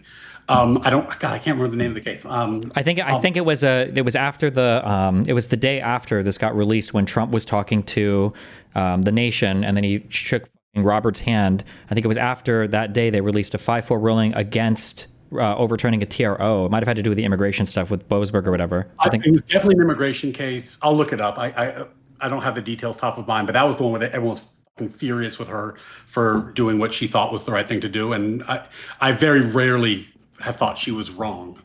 She's my favorite writer on the Supreme Court. But then there is and this is a weird corner of originalism, but there is a very big difference in substance between a Scalia-Barrett originalism and a Thomas originalism, which matters a lot if certain things come up. If there was a case that asked, should we overturn Obergefell, the gay marriage case, Justice Thomas would vote yes. He would overturn that in a heartbeat. Justice Barrett wouldn't, I don't think. And because they have very different conceptions of originalism in that sense. And the meaningful difference there is that Justice Thomas believes that every decision needs to go back to the originalist root. Like you have to be able to go back and justify it on originalist principles for it to be a valid decision.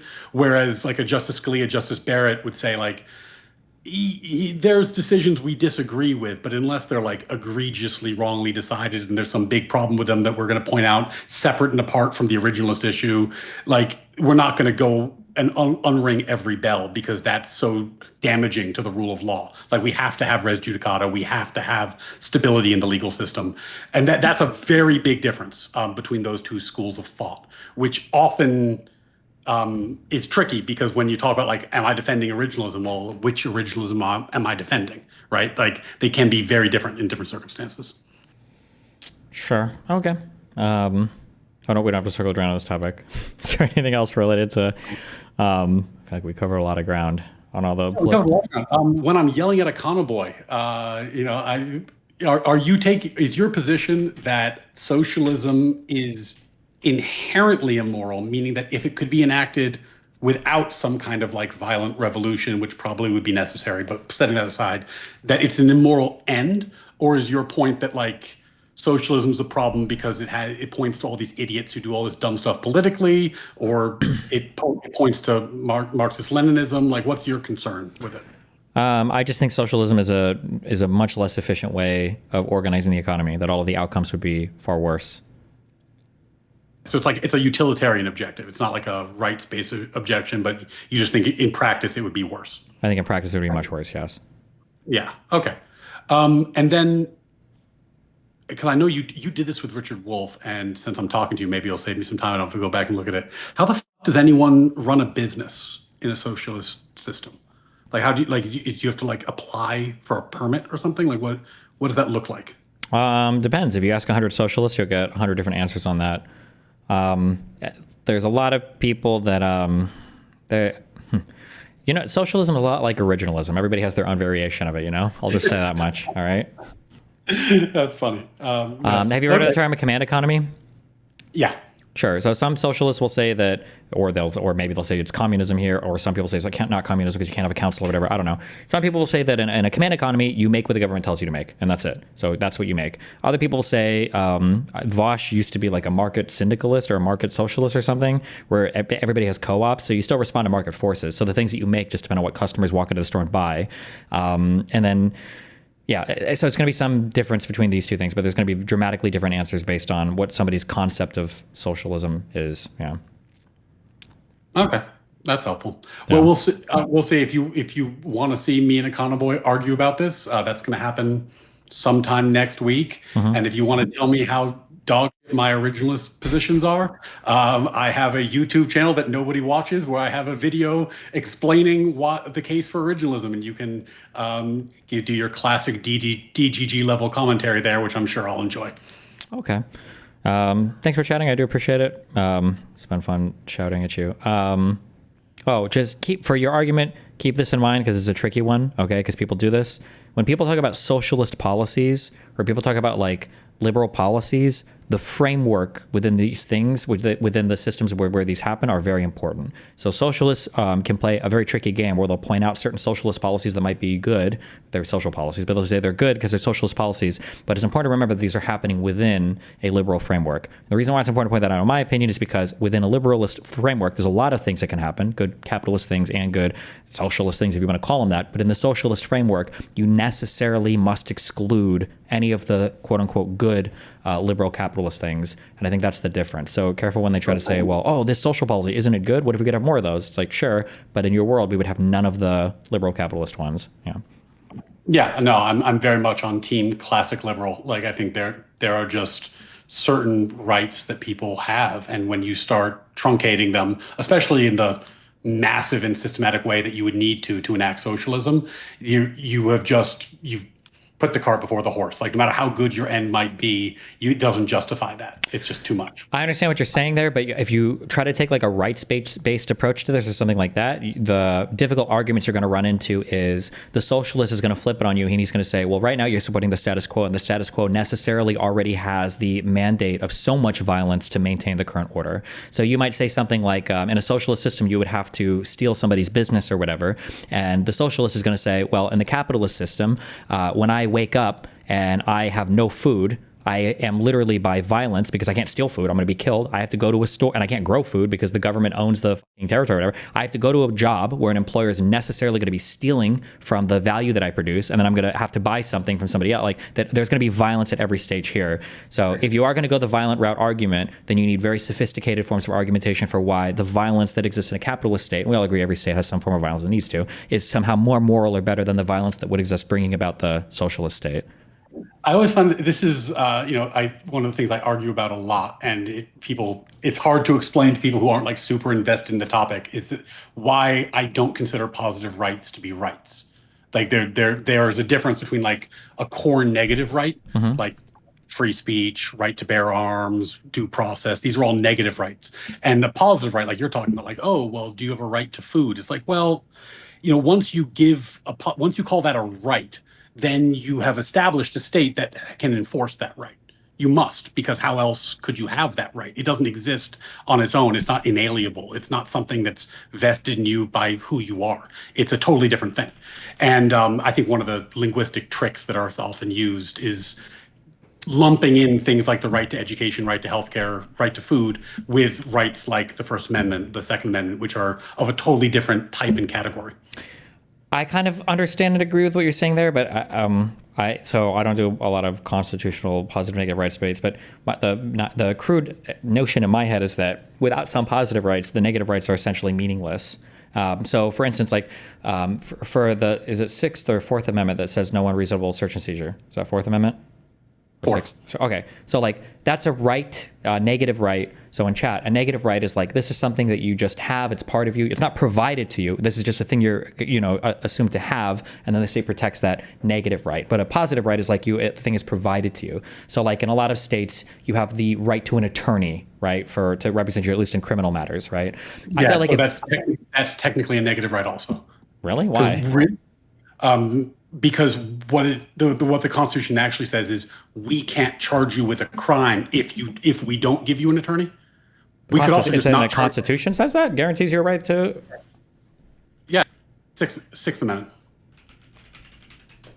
If it does, okay, hold on. Let me show you this order. But even if it does, why wouldn't that be a positive right?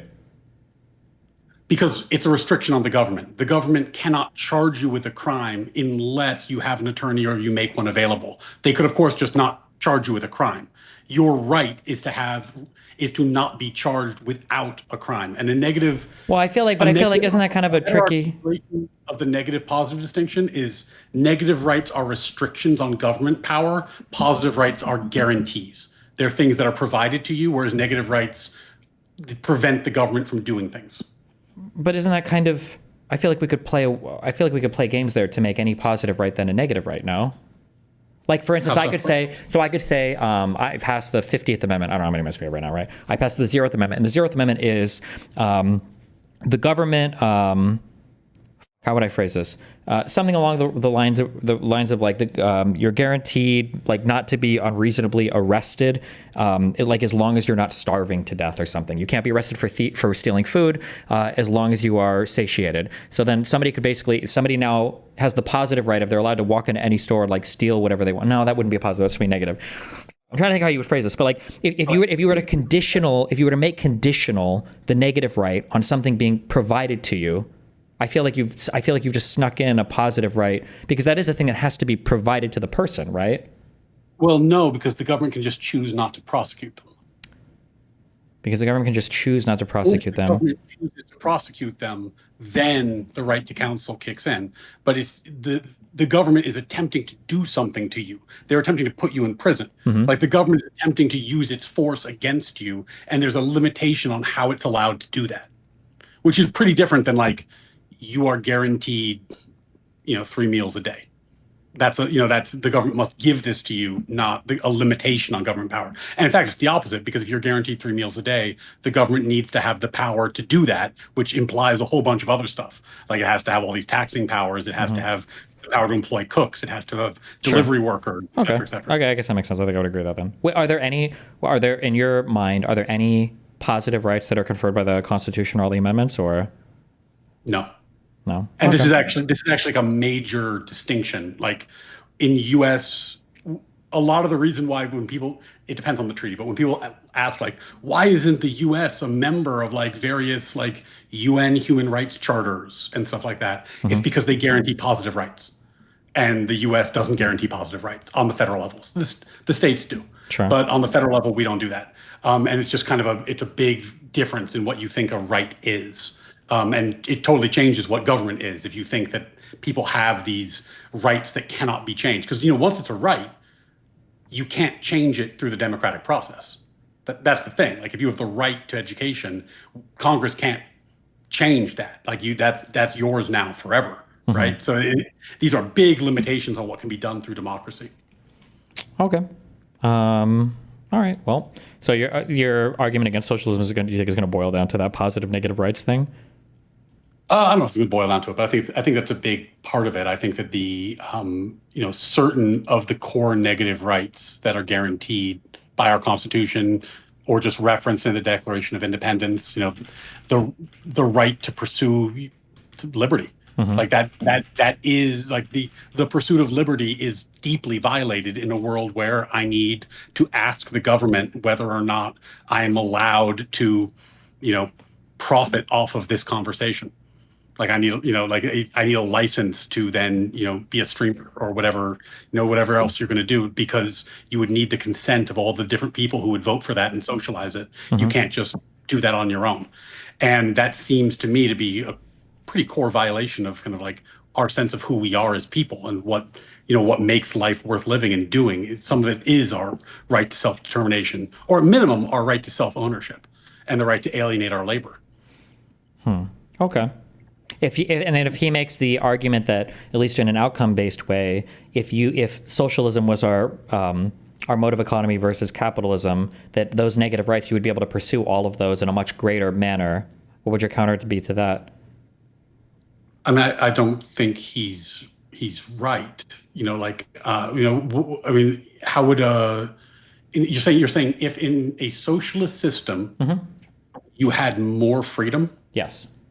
How would that even be possible? Like, I mean, well, most socialists are going to agree with that outright. They'll say things like, well, in a capitalist system, the easiest example from our childhood was when people would have chronic conditions and they'd work for a company, and because our health insurance comes through a company before the ACA, you were kind of like chained to that company forever because nobody's going to take you on a new insurance policy without it being exorbitant. But so they say things like, oh yeah, you're like enslaved to your job. You can't travel, you can't move, you can't do anything. You're locked here forever because you can't afford anything. But in a socialist world, where the working and the income is more equal or whatever bullshit, you have more freedoms to enjoy things in your life or to pursue things that are individualistic, whatever bullshit. Yeah.